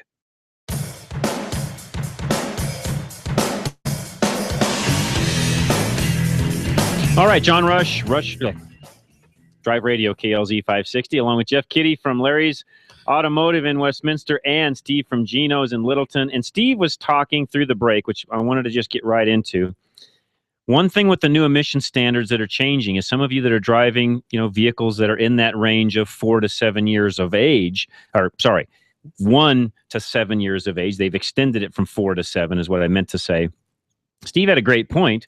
if your check engine light does happen to come on during that, and you're in that time frame and you don't need to get an emissions test, you still need to make sure the light is checked out. Absolutely. Because you can still be under some warranty. What if you have a catalytic converter fail and that you don't get it replaced in that time frame, and you'll have to pay thousands of dollars. Yeah. So just to have it checked just is so much better. We always have said this, and we'll continue to. If a light of any kind is on, you need to get it looked at. Okay. Don't ignore that light on that says check engine is not an ignore me now light. It is a let's get this figured out. Something's out of, some parameter is out of whack somewhere. I now have turned the light on so that you can see it come into a facility and get it inspected. Well, and I don't know how many transmissions I've repaired that have come in with a check engine light on. And they say, well, it's on because of this. And I find 3 or 4 transmission Right. codes. There's other things going on So, besides. Yeah, exactly. That light's Great there point. to let you know when That's right. something's going on. That's a great point. Let's go to Richard, who's in Fort Collins, has a question on top tier gas. Richard, what's going on today? Well, I had a question. Is that a higher level of refinement or is it more additive? It is a particular standard of additives that those fuel companies have to meet to be certified as top tier fuel. Yeah, I used to own the Conoco distributorship in Fort Collins 25 Good for years you. ago. And at that time, they told me that there's 3 sources of gasoline in this area. The Cheyenne Refinery, the Commerce City Refinery, and Conoco's pipeline from Texas. Yeah, and I talked about that last week, and I think that's still pretty close to that today. In fact, hang on, I can go back to last week's notes and tell you exactly. Hold on here one second, and I will try to tell you that real quick. I can find it quickly enough. I think that you're right. I think there's only, I want to say, I think that there might be one more source. I've got to go find my notes on it. I don't have them right on the tip of my tongue here, but I think you're right. Dorsey Johnson wrote me out an entire list of where all those come from and so on, and I think you're correct. Okay, and I enjoy your program. I listen always when I can. Well, we sure appreciate that I very much. appreciate you and your program. Well, thank you, Richard. We appreciate that very much. Thank you. Bet. You have You're a great welcome. weekend. Merry Christmas, Happy New Year to you also. We appreciate your kind words there. I don't kind of get taken back sometimes, all the people that say that. I really do appreciate the folks that listen. That's why we do what we do, guys, right? Well, and it's, I don't know. I find it rather pleasurable to be privileged enough to do the radio show. That's how I feel. We get customers that come in all the time that say, hey, we heard you on the radio, or we listen to your show every week, and you're doing a great job and everything like that. And it gives you a sense of pride in the effort that you put in towards the community. Yep. No, I appreciate it very much. All right, let's go to Steve, who's got some questions on CVT. Steve, welcome. Oh, and I just lost Steve. Steve, if you're there, call me back. We'll get you right on air. He's got some questions on CVT transmissions. Call me. We'll put you right on air. Again, line's open. We'll get you right up. 303-477-5600.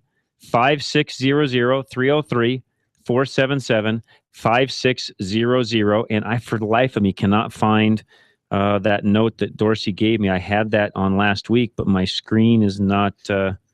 something didn't sync properly is all I'm going to say, guys. Somewhere I lost all that stuff from Dorsey, but I can find it again here real quick and tell you what that is. Now, one of my techs was telling me about the emissions program, like in New York, where they run through their tests, but they actually have to, when they test the vehicle, they have to check to see if the monitors have all run. I think that's correct. Yes, so I believe you're right. I don't know if that's coming this way for us in the future, where we'll not just checking the light to check to see if everything is run. So if you're someone who doesn't drive the car, just short distances, maybe don't get all those monitors run. That's right. Well, you'll have to go out and run the monitors to right. go through the test. And they have to go through the 3 key cycles or three drive cycle tests too.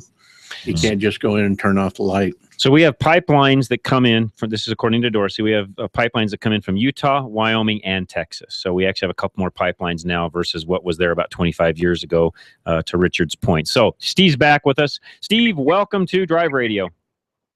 Hello. Hello, Steve. Quick statement, and then I have a transmission question. Sure. One statement is, I'm in the self-storage business there in Colorado, and when I send a certified letter out to a delinquent tenant, I have to send it certified, and then wait and make sure they got the certified, they signed the green card and all that. Right. They're no longer required that I get that card back or the envelope. All I have to do is prove that I sent it, because a lot of times they'll state, well, I never got it, or I didn't sign for it, so therefore it's not valid. And the courts don't recognize that in delinquent cases. And I end up selling off their items or, default on it.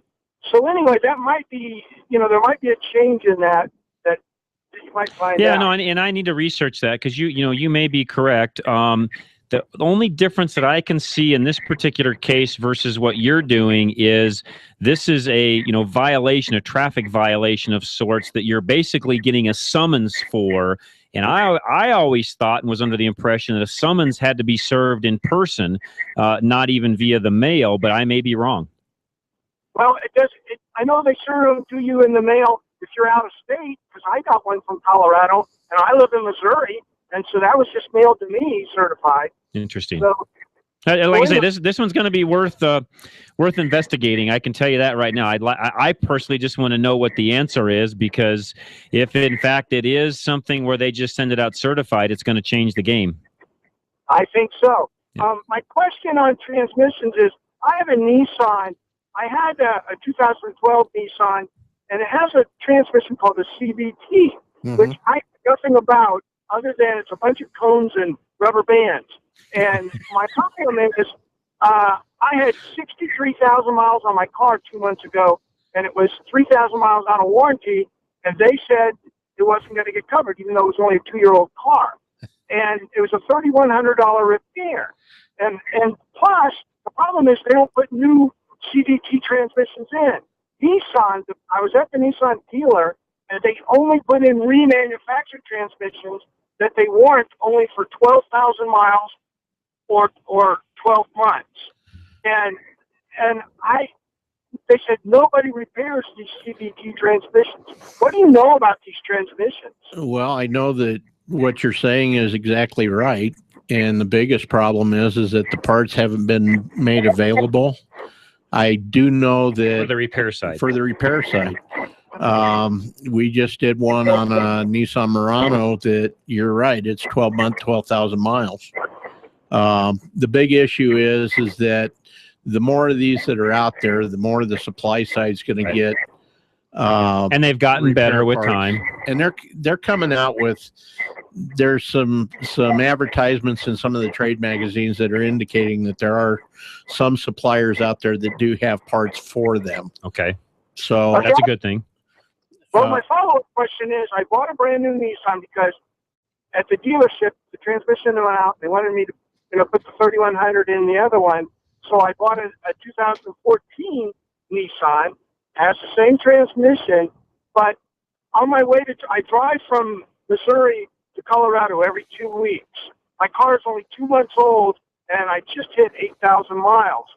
But I noticed I'm getting hiccups where I'll be driving along, and the RPMs will travel real high, like 4,000 or 5,000 RPMs, but the speed will start to drop off from 75 down to 40 or 45. And then I have to pull over, turn the car off, let it sit, turn it on. What is this? Am I looking at another transmission failure? Well, I mean, you could be, but now, did you buy this as a new car or a used car? Brand new. It had 300 miles on it 2 months ago. Well, then that's all warrantable. It's all warrantable, and I would have it into the dealer as quick as possible. Yeah, I didn't have any of these telltale signs with my 2012. It just happened. Yeah. Has this CVT transmission not been proven? I mean, No, they have. We talk about this quite a bit actually on the show. They've gotten much, much better, especially in recent years.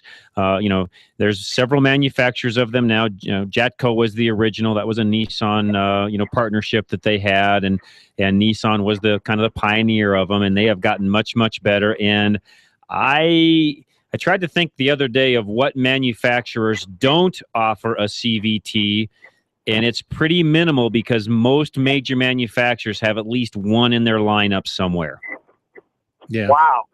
So so you're telling me that independent transmission shops will now start taking these on? I think what Jeff's saying is in the near future you will start to see some of them working on them. Yes. We have a problem if we can't get parts for them. We're tied into having to use the dealer parts, and that becomes costly for the car owner and everything else, because we can't get the part for any cheaper than what the dealer will sell it to us for. Wow. So I mean, it's normally kind of a wash situation. Okay, well, I really appreciate your information on that, because I knew nothing about them other than when the first car I bought, the 2012, they made it sound like this is the wave of the future in transmissions. No gears or anything, and all that. Well, and it is. I mean, we're seeing more and more and more and more of them, and the technology has definitely gotten better. But you're going to find a bunch of people that had CVTs that just won't have another one. Well, I kind of got stuck because I didn't want to be upside down on the purchase, and I had just bought the other one, and I barely had it paid down enough that it covered. I kind of walked away and into another car. Yeah. Yeah. Okay. Well, thank you. You're very welcome. Okay. You're very welcome. Thanks for the phone call. All right, let's take a quick break. We'll come back. We'll take Joe, who's got a question on transmissions, and his location is nowhere. So we'll talk to Joe when he comes back. Don't worry. We'll get you, Joe. Hang with us.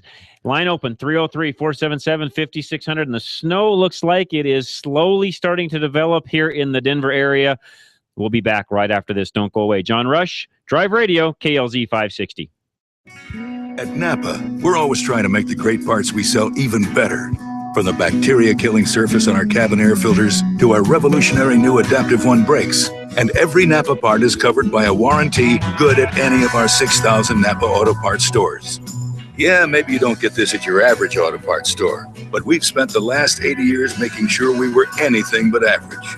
Go to NapaOnline.com for a location nearest you. Napa, get the good stuff. Need a one-stop auto repair solution in Boulder? At John's 4x4 Center, they service and maintain more than just 4x4s. From big trucks to diesel pickups, their team of service specialists and technicians have the computer diagnostics, tools, and expertise to service and repair any make or model. They combine their skills with integrity, giving you the best service in the industry. From preventative maintenance to major repairs, you can trust your vehicle to John's 4x4. Located on Arapahoe Road, just east of 63rd, behind Carpet One. They're open Monday through Friday, 7:30 until 5:30, with convenient shuttle service and after-hours drop. If you're ready to form a solid relationship with an auto repair shop, the new owners at John's 4x4 Center are committed to providing the personal and professional service you're looking for. Give them a call at 303-449-2640. Check them out on the web or follow them on Facebook at johns4x4.com. Reliability. It's what every driver wants from their vehicle. Regardless of make or model, you want your vehicle to take you where you need to go. Reliability is exactly what the Colorado Select Auto Care Centers offer. They've set the standard for excellence in automotive repair and maintenance. Each member offers Napa Auto Care Peace of Mind Warranty, along with the highest level of customer service and integrity. To find a Colorado Select Auto Care Center near you, log on to drive-radio.com or call 303-546-NAPA.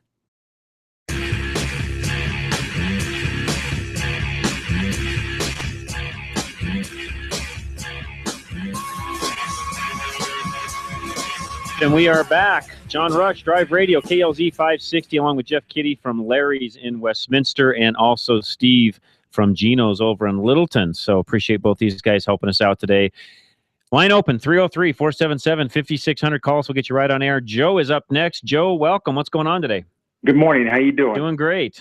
Listen, first of all, let me get an endorsement in. Happy New Year and a prosperous and safe Thank New you, Year sir. to all of you. Thank you. And I'm very glad to find out that they moved your time slot, because that's very convenient, and I think you'll get a lot more audience that way. Thank you. Appreciate that very much. Congratulations on it. Thank you. Of course, my last endorsement is keep listening, folks. Keep supporting these guys, because if you don't and they go away, you're going to be very, very unhappy.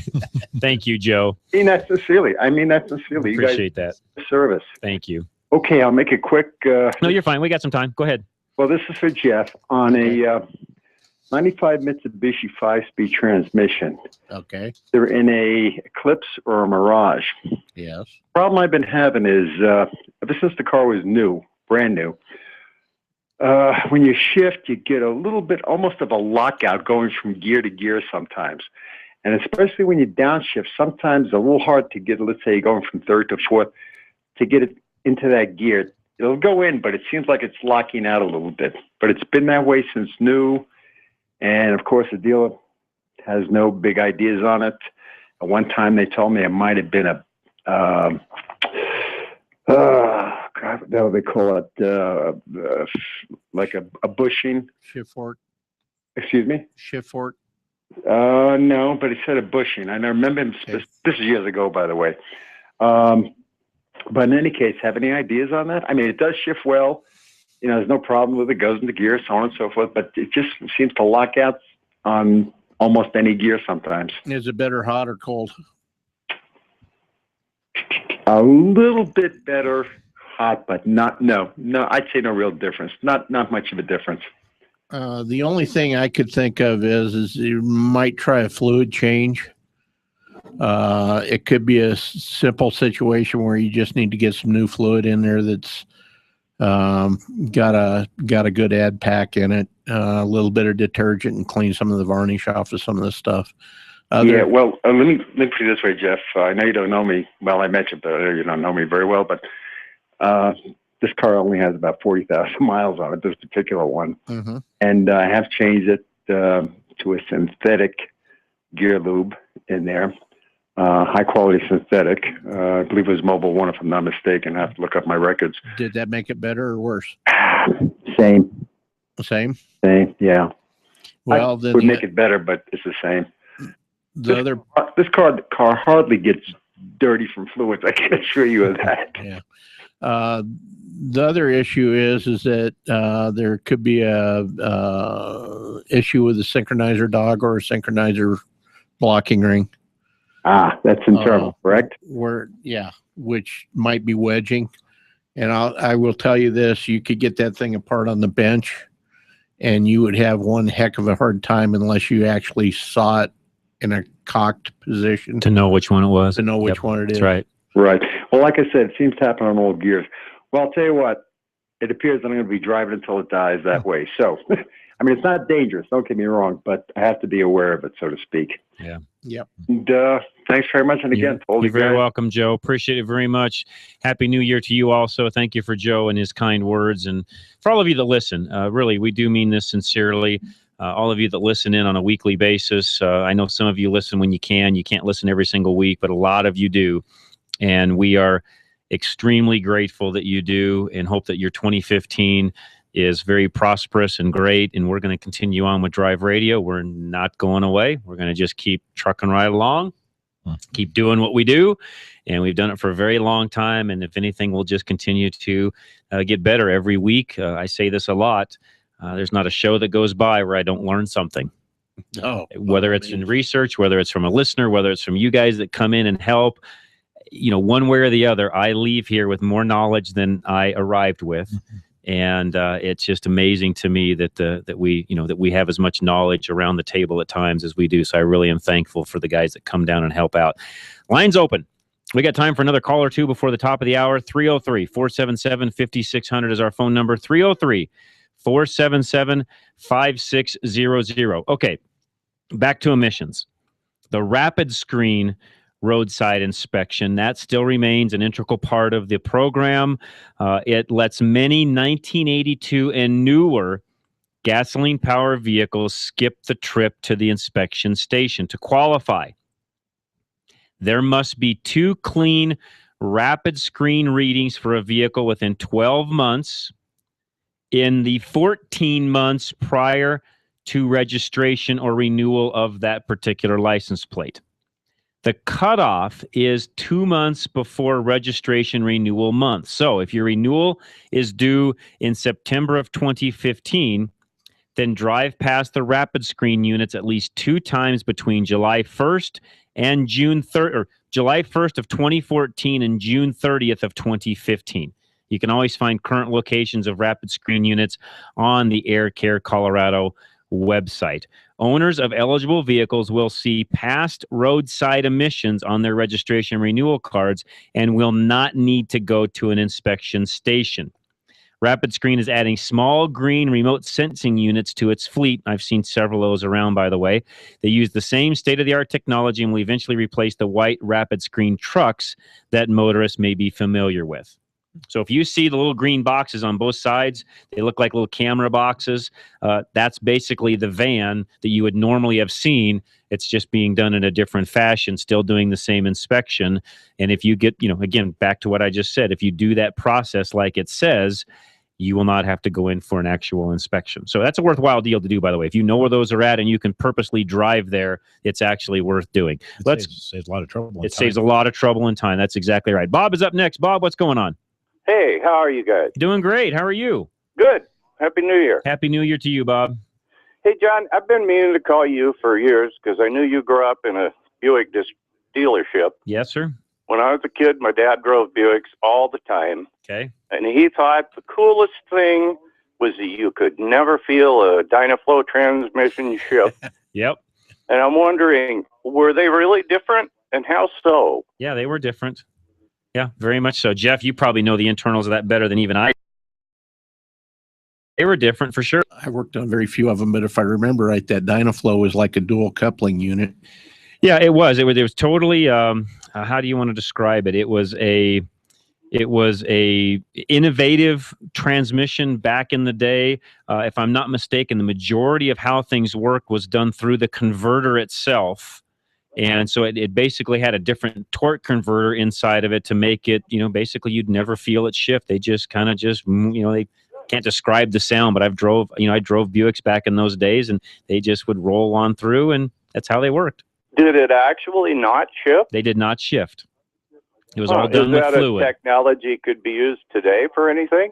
Well, they're kind of, and it was different technology, but a CVT transmission today is very similar to that. They feel like they shift just because they've been programmed to feel that way. So we all think that it's a shifting transmission, but they don't ever shift. Is that right? Yeah, they're a constantly variable transmission. And in a lot of ways, that's kind of what a Dynaflow was. It really kind of did the same thing. It was just done. They did it differently inside, but it was all done through hydraulics basically inside the transmission. It wasn't a band operation like a CVT, but the concept is basically the same. Yeah. Well, my dad always thought that was just the coolest thing. A lot of people did. Yep, he did. Okay, a lot of people did. No, great question, by the way. Appreciate that. I'm not quite old enough to remember tearing them apart and rebuilding them. And I remember Power Glides and doing a lot with those. And those were 2-speed transmission. They were kind of a takeoff of the Dynaflow. I think, again, all kind of part of the same family back then. Although in those days, they were a little more sensitive to the divisions than they are, in later years. Now they've kind of gotten back to that where Cadillac has things that Chevrolet doesn't have, that Buick doesn't have. And we've kind of gone back to the way it was in the 40s and 50s. But back then, Buick would do its own thing and Oldsmobile did its thing and Pontiac did it. And Chevrolet had its own thing. And so Dynaflow was unique to Buick in those days. It was not in the other, company, the other division's cars, but then Power Glide came along and then eventually we got into, 3-speed, 4-speed, transmissions. And of course now we've gone all the way up to 9-speed transmissions. I think that's the tops right now, but they claim this is the race right now going on between CVTs and regular shifting automatic transmissions is, are we going to have 12 speeds, 10 speeds, 15 speeds? Are we going to have a different type of a variable system like the CVTs? My gut feeling is you're going to see 9 to 12 speeds. That's going to become pretty regular and you're still going to have CVTs. Yep. That's my prediction. Mainly because the CVTs in the cheaper cars, it's still the cheapest way for them to go to build that car and make it as efficient as possible. That's just my own take on things. Jeff, you can add to that being the transmission guy, but well, the technology is coming around where they're just doing things a heck of a lot different than what they were. Right. CVT is an economy based unit, even though I think some of the vehicles that they've put them in aren't really an economy class car. No, and some of them, to your point, some cars are very are really more high-end cars. Muranos. Exactly. They're really, I don't consider them an econo box by any means. They're actually a higher end car. So at any rate, let's take a quick news break. Don't go away. We've got 1 hour of Drive Radio coming up next. We'll be here until 1 o'clock. We're followed up by Sportsman's of Colorado. Scott will join us in our last segment to talk about one up there. Oh, wait, call us. Lines are open, 303-477-5600. We'll get you geared up. 1 more hour. Drive Radio coming up next with Steve Horvath from Geno's, Jeff Kitty from Larry's over in Westminster, and I'm your host, John Rush. We'll be right back. Do not go away. KLZ 560. It's not the perfume that you wear. There's other ribbons in your hair. And I don't mind you coming in. Wasting all my time.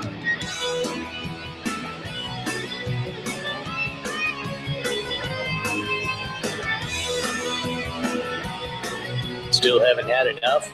Go to drive-radio.com.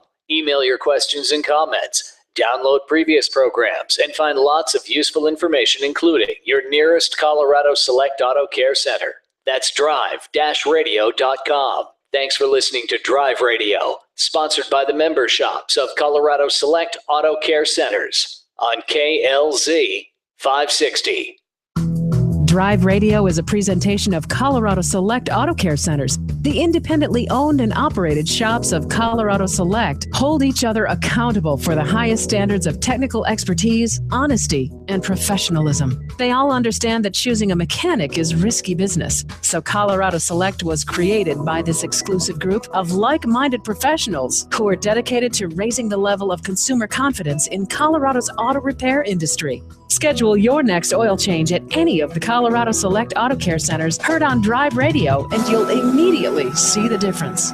For the complete list of all the member shops in the state, visit drive-radio.com. Hey everybody, it's Randy Corcoran. I hope you had a wonderful holiday season. My thanks to Jimmy, Joe and Dan, Steve Laffey, Zach, Charlie, the other Randy, and everybody who covered the show while I've been gone. Monday, I'm back, rested up, wound up, and ready to wake up with you. The fight for conservative values, for God and country, for leadership we can celebrate in our state and in our nation continues Monday, 5 to 8 a.m. Wake up with Randy Corcoran on KLZ 560. Freedom, liberty, truth. KLZ AM 560, KLZ HD Denver. Listen live at KLZ560radio.com. KLZ 560. This is the Blaze Radio News. I'm Kay Long. They think they found AirAsia Flight 8501. 4 massive pieces of debris located by sonar on the ocean floor, believed to be pieces of the downed jetliner, the biggest piece 59 feet long and 18 feet wide.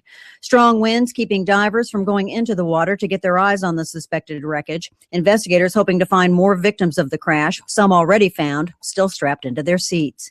Meanwhile, a terrorism alert for Americans in Surabaya. The U.S. Embassy warning of a potential terrorist threat against banks and hotels in the country with ties to the United States. And Indonesia promising to investigate flight violations by AirAsia, the country's transport ministry saying the aircraft flying on an unauthorized schedule. The airline now suspended from flying the route from Surabaya to Singapore. So far, 30 crash victims recovered, 162 passengers on board, the plane going down this past Sunday. This is news on the Blaze Radio Network.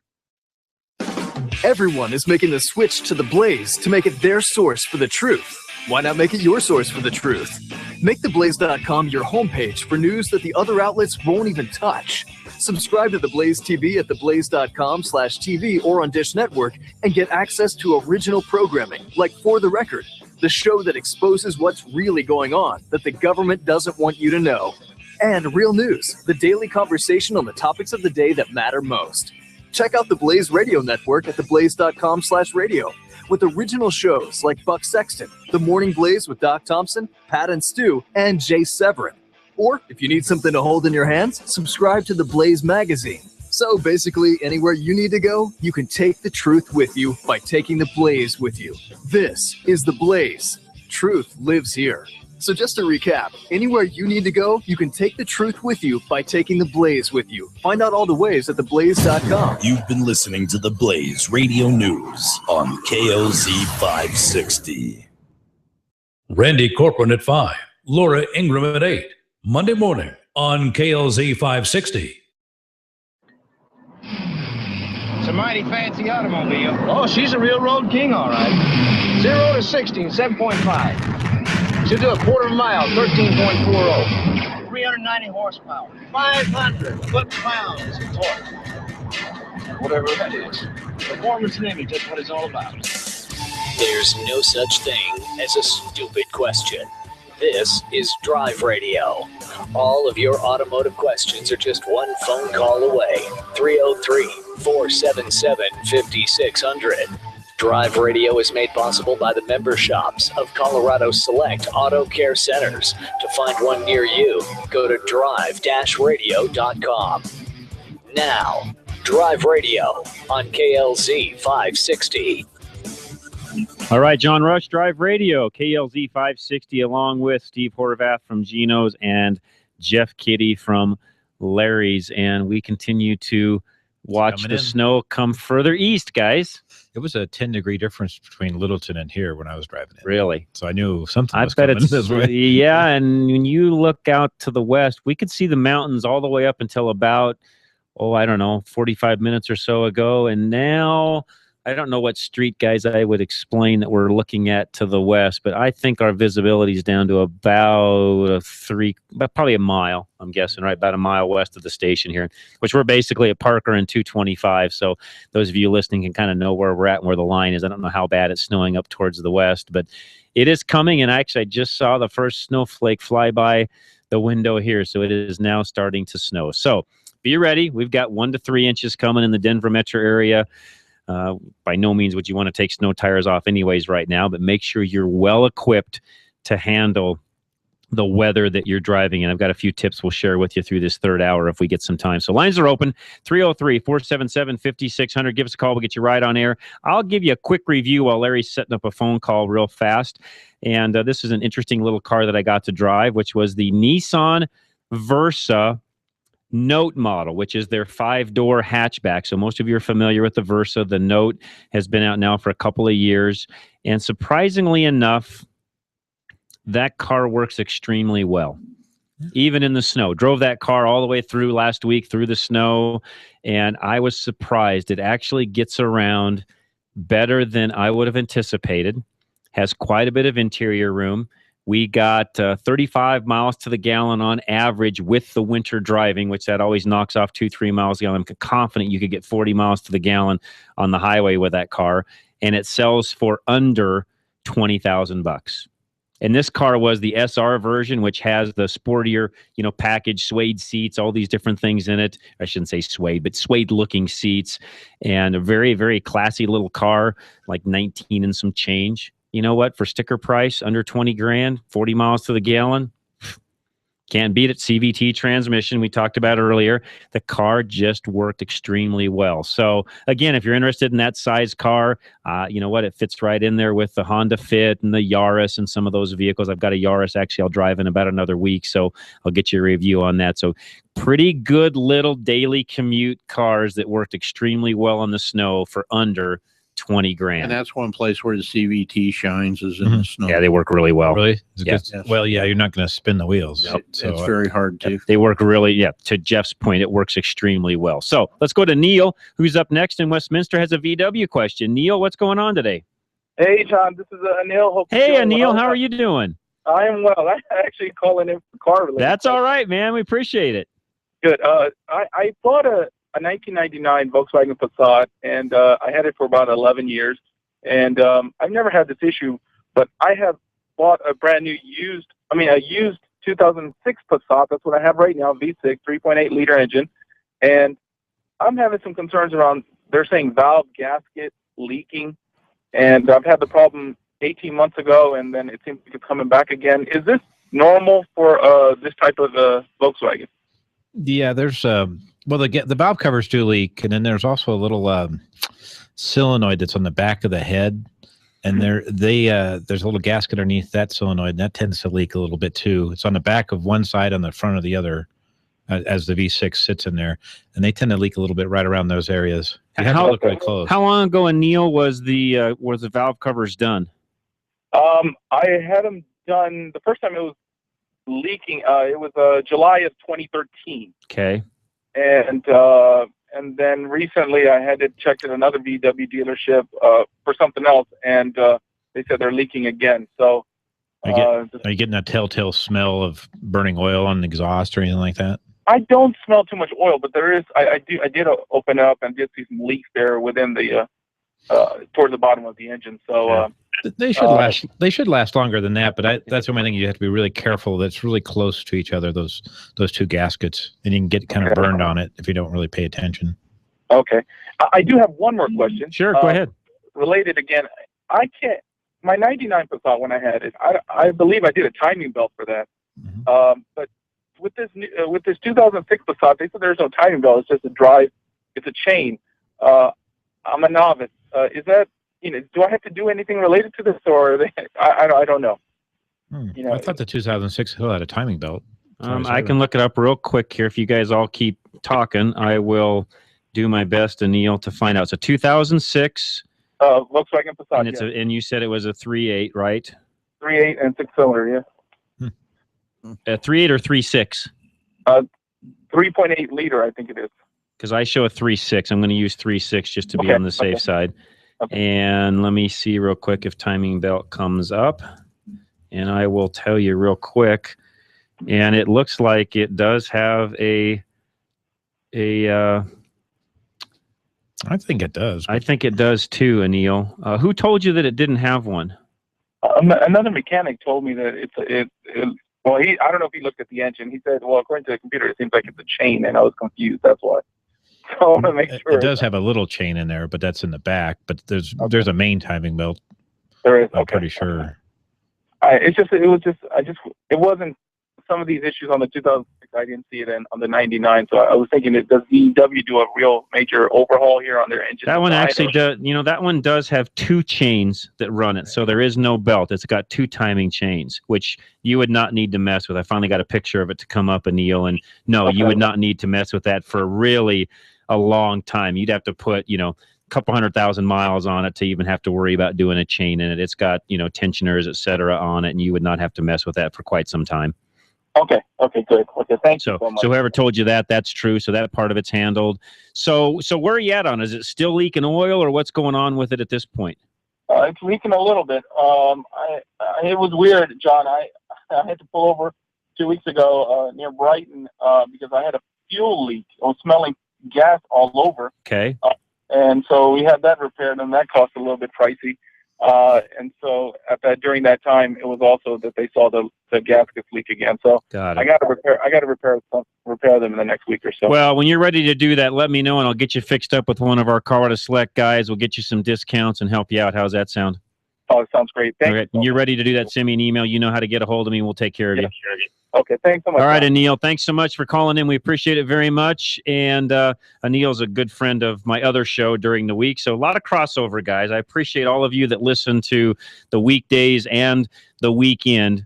We appreciate it very much. And all of you that support KLZ and all that goes on here, you know what? We appreciate it. I know the station here also appreciates it very much. So, all right, let's give you some, by the way, line open. Sometimes I forget to mention that. 303-477-5600. Give us a call. We'll get you right on air. 303-477-5600 as the snow continues to move across the station here. And I look at the flag out the window here. Jeff, you see it better than I, but it looks like we've got wind coming out of the north, directly north from what it looks like, and not a strong wind. But again, this storm's going to drop 1 to 3 inches. Make sure you're ready for it. So I have some traveling, I wouldn't call these tips. These are just things that you need to have in your vehicle, especially in the wintertime. I would say at all times. Now, what you do in the summertime, you could probably vary this list ever so slightly, but these are things that I think you need to have with you, especially in the winter months. And I'm just going to read these off, no particular order. How you would put these in your vehicle is totally up to you. Some people would put them in a duffel bag. Some people would hide them in different spots of the car. Some of these things could go in glove boxes, storage boxes, under seats, things like that. Depends on how you want to do it. I tend to put things in bags because then if you have to do something different with the car, it's easy to unload the stuff get the car worked on, do whatever you need to do. You don't have stuff strung all over the vehicle. Everybody's different, though. You do it however you feel like you should. Here's my list. This is no particular order. Flashlight, a high visibility safety vest. Those two things should be in every car, by the way. That would just be standard equipment anymore. But flashlight, safety vest, a screwdriver. I think a Phillips and a straight blade, both you should have. Again, you're probably not going to fix much on the car with that, but there's other things you may have that you find handy to have both those tools with you. A crescent wrench. And again, some people say, why would you need a crescent wrench? Well, because a lot of times you don't really know what you're going to work on. Crescent wrenches can do all sorts of things. They can bend metal. They can break windows. They can do all sorts of things, all with a crescent wrench. It becomes a very handy, versatile tool. Self-defense. Self-defense, yeah. Beat somebody over the head if you need to. A pair of gloves. And I'm one that says, if it's wintertime, you need a pair of gloves to keep your hands warm. You also need what we call the nitrile style or the rubber type glove. So if you're going to change a tire, have any kind of problems where you need to actually work on the vehicle, it's easy just to slip a pair of gloves on and not have to worry about getting your hands all dirty or have chemicals on them, gasoline, things like that. When you're done, you throw them in the trash and away you go, which, folks, if you don't know this, in the shops today, most good technicians wear a pair of nitrile gloves. Keeps their hands clean, keeps the blood-borne chemicals out of their hands. I wish I had those when I was turning wrenches way back when, because my hands really were torn up back in those days. It took years and years to get them back in shape.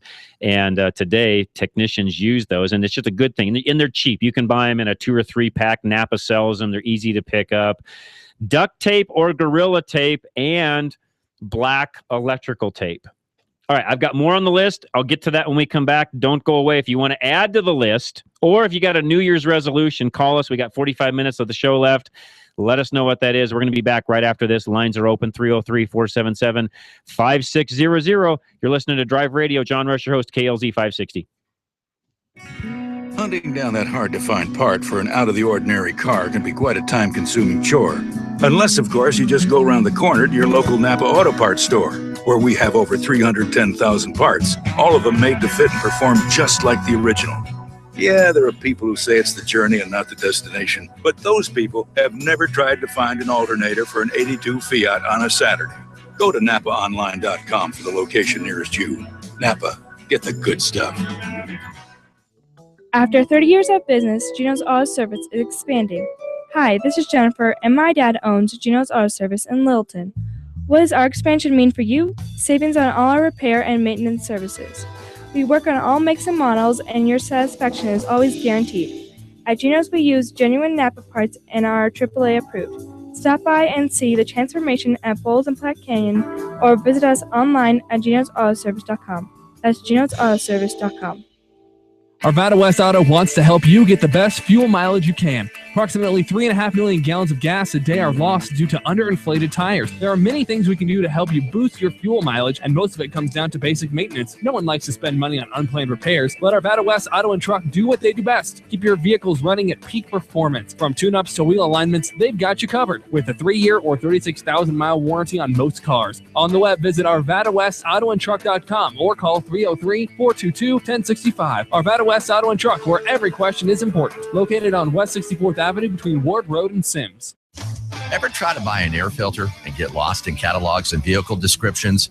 Well, K&N, the inventor of reusable cotton filters, has got the answer to the mess. Just visit knfilters.com and enter your vehicle identification number off your dashboard or car registration, and K&N will show you the filter that fits your car. It's never been easier to buy a K&N, the filter that helps your car run better.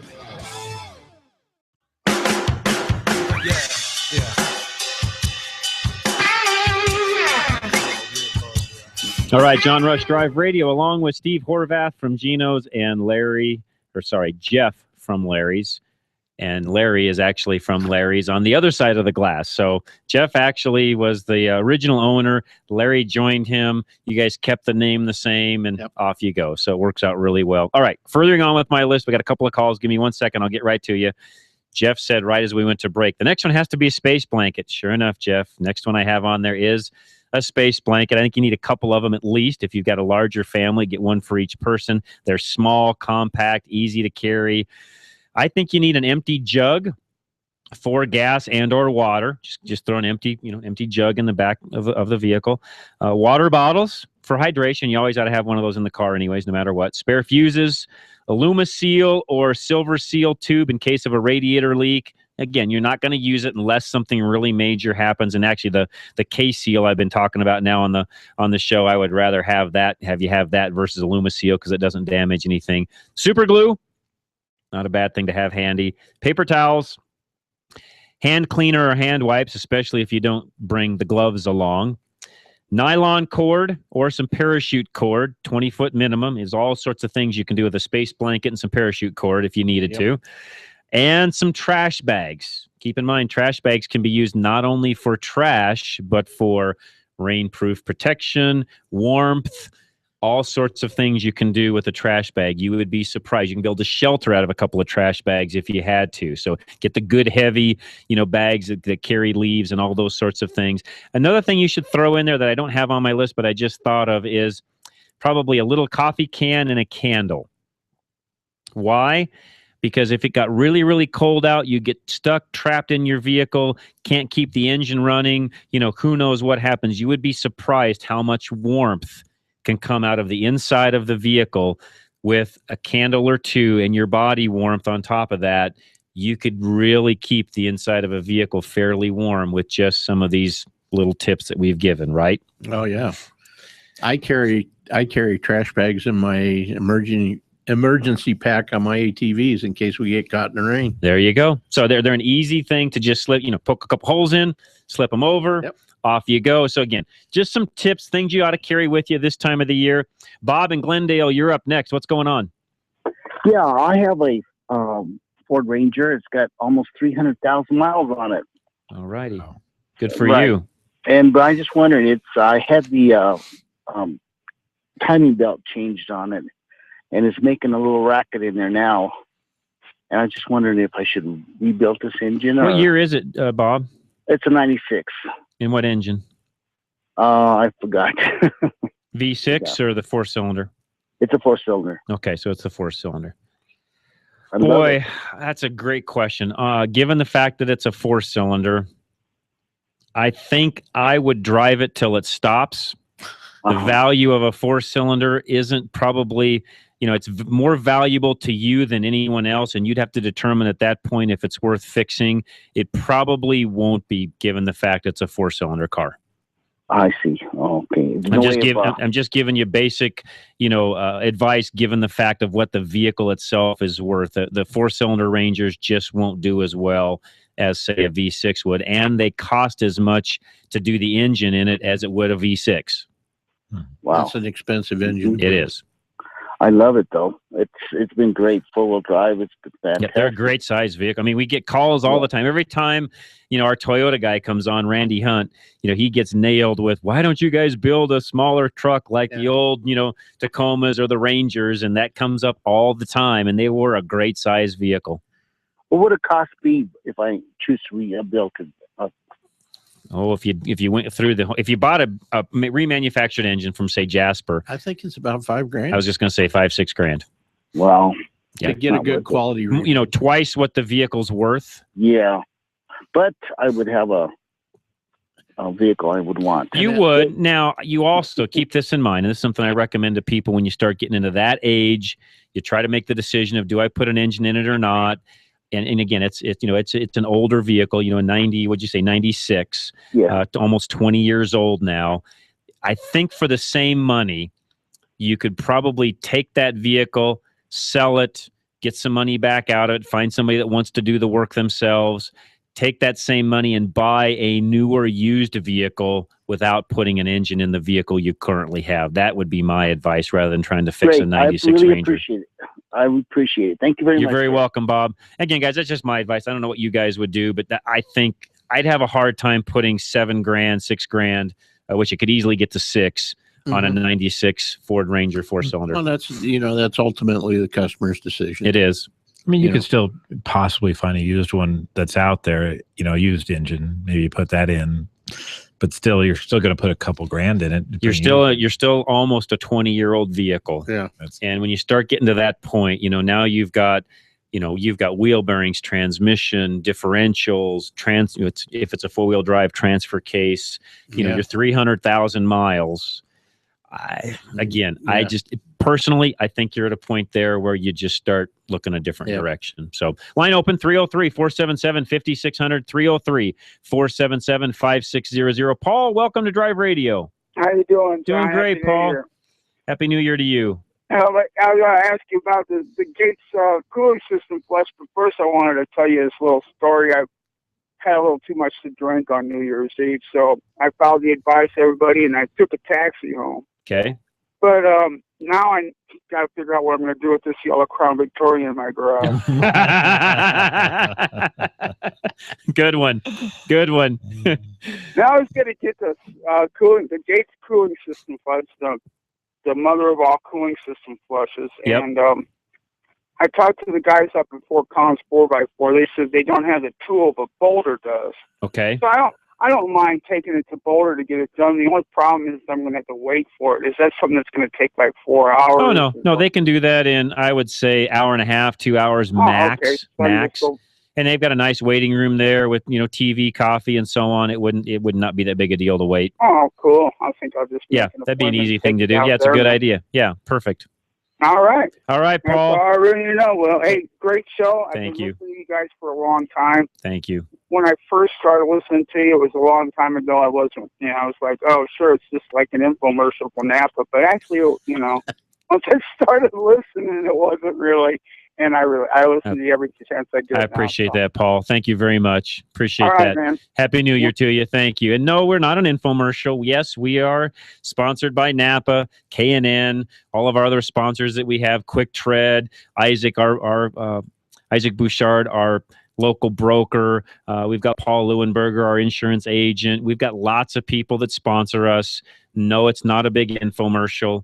We do our best to give you good, solid, sound advice to keep your vehicle lasting as long as possible. Yes, we promote the people that help sponsor our show. Most importantly, Colorado Select, all of the guys that are member shops of it. Yes, we promote them heavily because they, by and large, pay for this show. This is not a show that KLZ pays us to do. We buy the airtime. We put this show on. We volunteer the time. Everybody that's here volunteers. And here we are. That's how this thing works. So, yes, thank you all for listening and the support that you give. And we've had a couple of comments over the years where some folks have said, oh, you shouldn't have any commercials running in the show itself because it's just a big infomercial. Well, if somebody can tell me how to pay for it without doing that, I'm all ears. I'm all ears. So if you can figure out how to make that happen, write me a big fat check that we can write back to KLZ and Mr. Crawford.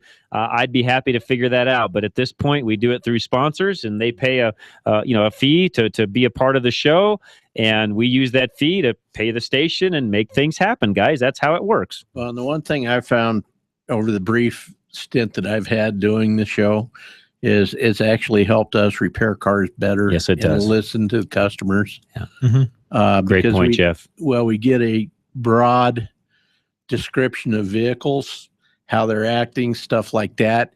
It's opened my mind up. It's opened my eyes up.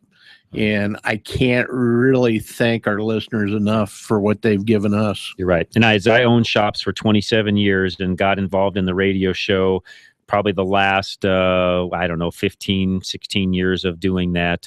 I will tell you that, to Jeff's point, it made us a better shop because we did things differently from being a part of this on a weekly basis. It made us a higher quality shop. Not saying that if you're not involved in the radio show, you're not a high quality shop, but the byproducts of doing this, you will become a higher quality facility. Terry in Arvada got an oil question. What's going on?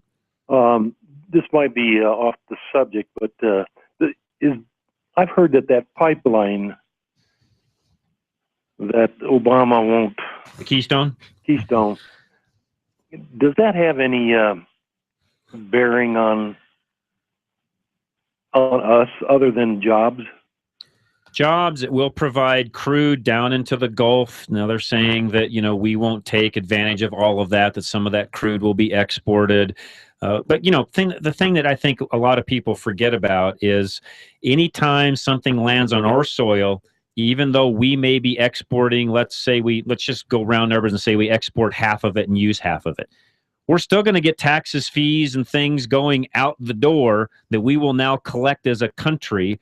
And Canada wants to put it down here so they can ship it across the globe. Why would we not want to take advantage of that? We already have pipelines crisscrossing all over this country. So the EPA ramifications, that side of it doesn't work for me because there really aren't any. It does provide jobs. It does give us cheaper oil here. The biggest opponents of this, keep in mind, I'm going to get a little political here on you guys, but bear with me. One of the biggest opponents of this happens to be somebody that's really big on the left, and he's one of the richest men in the world. His name is Warren Buffett. And the reason he's against it is because of why? He owns a railroad. Yeah. When you own the railroad and you're now shipping product that we would now send through that we could then send through a pipeline, if you own the railroad, you'd be opposed to it also. There's the bottom line of the story. So we will have a benefit. Yes, we will. Keep in mind, the oil's already coming here already, so there's already some benefit to the tar sands for us here in the U.S. anyways, because we're getting oil from Canada already. What I think a lot of people in the U.S. are forgetting is if we don't build the pipeline, Canada's going to export that oil one way, shape, form, or another anyways. If you think for a second they're going to sit up there in Canada with all of that oil in the tar sands and not reap the benefits of it, you're a lunatic. They are going to, with or without us, figure out how to sell that oil. We might as well take and be a part of it. That's my theory. And it means jobs. And it does mean jobs. Whether it's on the initial build or whether it's the maintenance. Even if it's down the road maintaining the line, even if it's in the exporting of the oil once it gets to Houston, whether it's in the refineries that we produce more oil and turn it into other products. I talk about this during the week some, Terry. The reality is no matter what happens with oil and gasoline, we will always use oil because a lot of the plastics and vinyls and other things that we create, roads, just the asphalt roads we drive on, those all have a component of crude oil in them.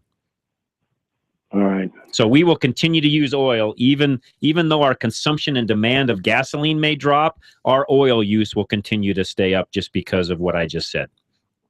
All right. Thanks, John. You're very welcome, Terry. Appreciate the phone call. And by the way, a great question. And while that might be political, it's really not, because that affects all of you out there driving right now that are in an automobile, which most of you listening are car drivers, car users of some kind, or you wouldn't be listening to the show. And the price of gasoline, as we have seen in the last few months, has a big bearing on our economy and how much more dollars can go back into other goods and services besides just buying gasoline. So right now, the Saudis are keeping production up.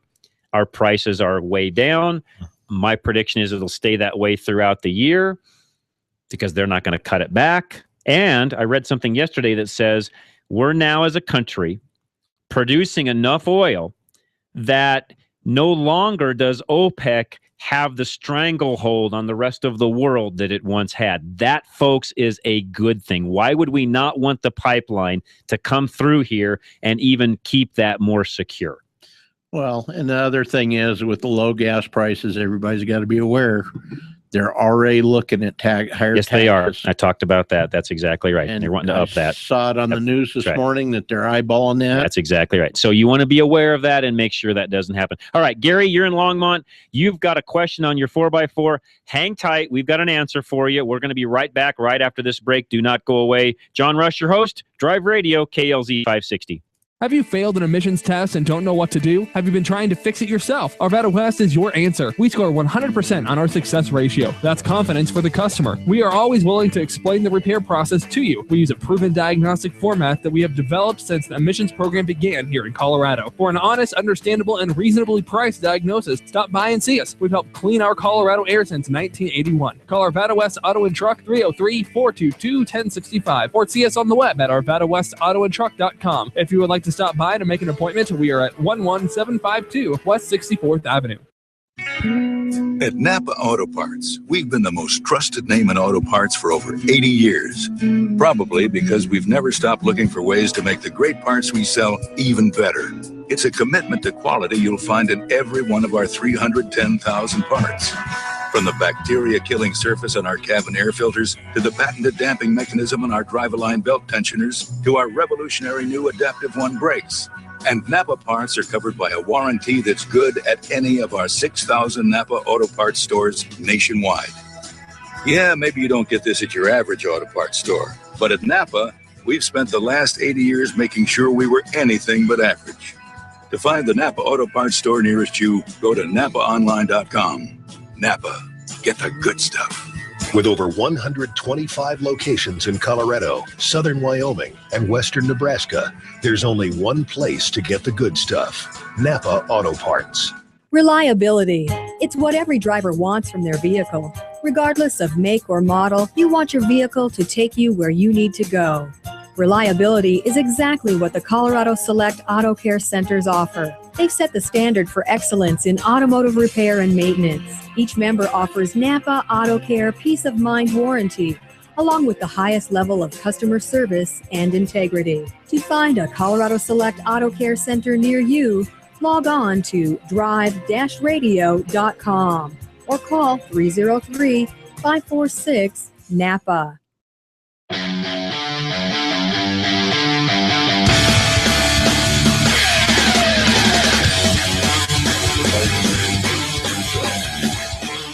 All right, and we're back. Drive Radio. John Rush, your host, KLZ 560. Let's go to Gary, who's up next. By the way, line open, 303-477-5600. Call us. We'll get you right on air. Gary, what's going on? Hi, John. Enjoy your show a lot. Thank you, sir. I've got a Tahoe, an 02 Tahoe, and I've wondered about the four-wheel drive. It's got automatic four-wheel. It's got four-wheel high and four-wheel low. Mm-hmm. In this weather, where you're in snow sometimes, and then you're on dry pavement and back and forth. Right. Which best to use? That is the auto four-wheel auto or the Yes. Auto. Auto four-wheel drive is going to give you your best gas mileage. Now, how fast can you go on those? 70, 65, 70 as far as you fast. can do highway driving. Drive highway. Yeah, you can drive it on the highway. It's got a coupling in the transfer case when you're on that auto mode that allows it to differentiate between, the dry pavement and the slick surfaces. Now, if you're in, total, what I would consider to be icy, hard packed surfaces, snow-packed surfaces, I would switch it to the locked high four-wheel drive end of things. That's just me personally. I like the control a little better that way. There's a little more instantaneous on the four-wheel drive response if you do it that way versus using auto. But you know what? You can leave it in auto and probably not have any issues either. It just really comes down to you and the personal driving preference you have. What about the speed in four-wheel high? Oh, you could, if you're on a slick surface, you could, you don't want to drive any faster than probably, even if you're going up I-70 and it's slick out, 55, 60 is about all the faster you're going to drive for safety purposes, unless there's some dry ground. The speed isn't really going to be an issue as much as road quality and how safe can you stay. Yeah. And when you get to dry ground, should you switch it to auto then? Yes, I think you should, yes. Okay. All right, John. Well, thanks a lot. You're very welcome. Great question, by the way, Gary. Something this time of year we should probably talk about is the different uses of four-wheel drive, auto, lock, low range, all those things. Well, and the complications of the system, the motors are going out. Inactivity of not using the four-wheel drive creates a lot of issues on some of that stuff. The Fords with the vacuum select hubs. I always notice the first snow of every year. There's always so many calls. Yeah. Four-wheel drive hasn't worked, isn't it? And you got to check over the whole system, because you can replace one part and not have the system working. That's the problem. Yeah, no, and Jeff's just right on that, or he is right, I should say, on that. Sorry, I'm trying to type some notes here at the same time, and Jeff's correct. So just a quick overview. We can do this. We got some time. By the way, give us a call. We'll get you right on air. We got about 20 minutes of the show left. 303-477-5600. Anything you want to talk about, let us know. We'll get you right on air. When it comes to four-wheel drive and the systems. And again, I've driven a lot of new cars. You can see all the reviews that we do. Go right to our YouTube channel. It's Drive Radio, all one word. I was actually looking at it the other day and how many watchers we've had on it. And I was showing my son, and he was actually like, wow, we've had that many? We are getting close to, and it's not as big in numbers as I know a lot of the big guys have out there, but we're almost to 350,000 watchers or people that have watched our videos. Guys, that's nothing to shake a stick at. It's a lot of views. It's better than zero. It's better than none. And we started with 0 back in April. So we've gone from April to that. That's 350,000 views, pretty good numbers, shows you what's going on out in the world. So we appreciate everybody that has. But my point is we drive a lot of new vehicles, and every four-wheel drive system in every vehicle has a little bit of difference, if you would, and some idiosyncrasies to each individual system. Some have the ability to have a total all-wheel drive. That's all it is. There's nothing you do about it. You just get in it, you drive it, and driving a new RX hybrid right now. Just drove that car down here today for the first time, and that's exactly the way that one is. There's no adjustments. There's no nothing. You can't lock it in. There's no low range. It is what it is. It's all-wheel drive, and it works fantastic. Really don't know why you'd want to change it. Now, I drove a Lexus LX 570, which is their high-end, almost like a Tahoe-size vehicle, full 8 passengers. It has every bell and whistle imaginable, including high range lock, low range, low lock. Even has the ability to lock up a brake in the rear when you're in low range so you can turn a corner tighter. It has different settings for suspension and how high and low it will go. All those different things. But the bottom line for most people is you're going to put it in for high auto or whatever type of a mode it has along those lines. Leave it there and drive it. Mm-hmm. That's, now in that car, you could lock in the differential in a case of a hard packed road, things like that. But generally speaking, you're going to want to leave it in 4 high and just go drive the car. Let it do its thing. It senses slippage. It knows how to respond. Off you go. So my recommendation is you're better off, unless you really know your four-wheel drive and its system, you're better off just letting auto mode control what it does. Agree? Agreed. Okay, let's go. Especially with the traction control. Especially traction control and all that. Happens so fast, you don't even know it's in. Thank you. Larry, you're up next. What's going on today? Hey, good show today, guys. Thank you. Thank you. I've got a 1949 Studebaker half-ton pickup. It's a 6-cylinder, 169.9 cubic inch. It's small. It's only about 40 horsepower. I've rebuilt the carburetor, not me personally, but I purchased a rebuild. I've replaced the fuel pump, and I'm having a problem with it starts, it runs. As soon as I step on the accelerator, it almost chokes out. I've adjusted the choke.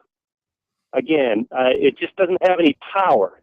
And I was wondering if you guys got any insight, something I should be looking for. I kind of thought maybe it might be a distributor or a distributor strip, but I'll leave it up to you guys to kind of give me some info. Does it go away when it's warmed up then?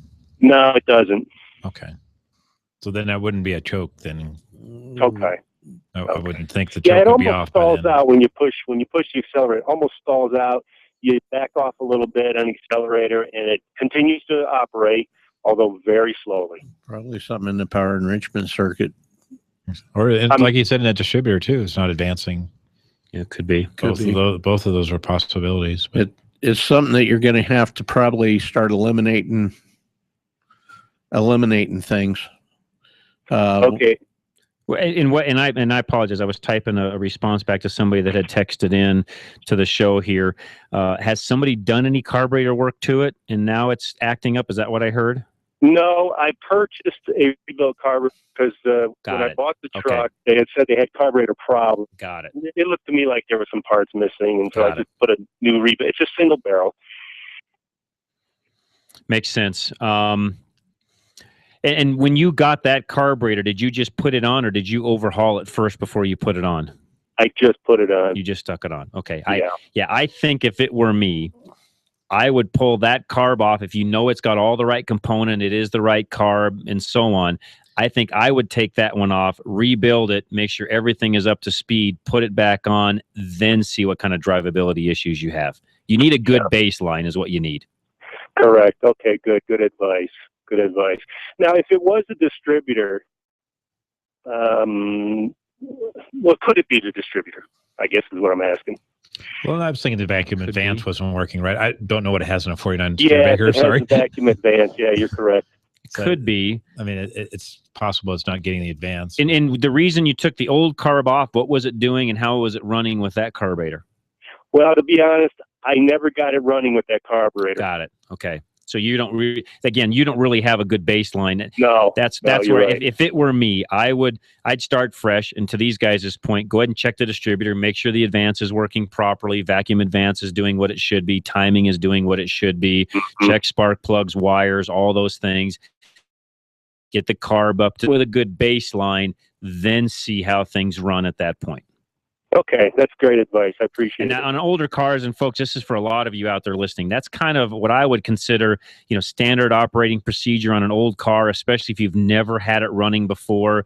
You need to know where you're at. And one thing I've seen a lot of guys get into trouble with, and I've done it even myself, you start chasing too many areas without making sure that each one is really doing what it needs to do independent of the other. In other words, is the carb doing everything it's supposed to do? Is the distributor doing everything it should do? And so on. So make sure everything works properly and have a good baseline. Otherwise, you just start chasing yourself around and you're just basically chasing your tail. Yeah. Hey, thanks a lot, guys. I will do that. You're very welcome, Larry. Thanks for calling in. We appreciate it. All right. The line's open. We can get 2 or 3 calls in the snowy winter Colorado weather that just has arrived here at the studio. We can look out now, and it is definitely snowing. Not hard, but it is snowing. 1 to 3 inches coming this afternoon into tonight. It's supposed to stop before midnight. Be dry tomorrow, and some decent weather coming the beginning of the week. So there's your weather, the rush weather forecast for you right there. So, all right, we'll take a quick break. We'll come back. Do not go away. Call us. We've got time for a few more calls. 303-477-5600. Add whatever you want to add to the show. We'd love to talk to you, and we'll be right back. Don't go away. John Rush, your host, KLZ 560. Need a one-stop auto repair solution in Boulder? At John's 4x4 Center, they service and maintain more than just 4x4s. From big trucks to diesel pickups, their team of service specialists and technicians have the computer diagnostics, tools, and expertise to service and repair any make or model. They combine their skills with integrity, giving you the best service in the industry. From preventative maintenance to major repairs, you can trust your vehicle to John's 4x4. Located on Arapahoe Road, just east of 63rd, behind Carpet One. They're open Monday through Friday, 7:30 until 5:30, with convenient shuttle service and after-hours drop. If you're ready to form a solid relationship with an auto repair shop, the new owners at John's 4x4 Center are committed to providing the personal and professional service you're looking for. Give them a call at 303-449-2640. Check them out on the web or follow them on Facebook at johns4x4.com. Reliability. It's what every driver wants from their vehicle. Regardless of make or model, you want your vehicle to take you where you need to go.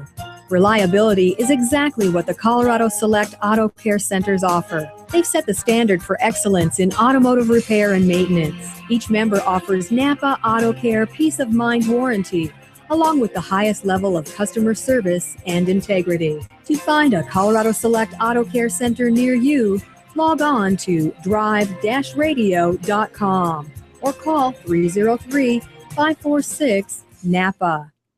We've all been there. You're under the hood and suddenly realize you don't have the parts you need. Or even worse, you don't know what parts you need. Well, at Napa Auto Parts, we have ASE certified parts specialists that'll make sure you find that right part. One covered by a warranty good at any one of 6,000 Napa locations. Yeah, finding the right part might not be easy, but fortunately, finding the right part store is. Go to NapaOnline.com for the location nearest you. Napa, get the good stuff. Having transmission problems? Stop by Larry's Automotive today. We're your only Colorado Select Auto Care in North Denver that also specializes in automatic and manual transmissions. We're a family-owned small business taking care of your family-owned fleet of cars, trucks, and SUVs since 1994. We specialize in transmission and drivetrain problems and offer a 3-year, 36,000-mile warranty. We're also an ATRA member. Call us at 303-427-2108 for an appointment or find us on the web at coloradoselect.com. Larry's Automotive, a proud member of Colorado Select Auto Care. 24 seconds. I timed it. It took me just 24 seconds to find a AAA certified master mechanic who offers the best peace of mind warranty in the state. A 3-year, 36,000-mile warranty on every repair. At ColoradoSelect.org, I search my city and boom, I'm done. Colorado Select Auto Care puts their member shops through a rigorous set of requirements, so I know no matter which shop I choose, I'll get the best auto repair service possible. That's 24 seconds well spent. ColoradoSelect.org.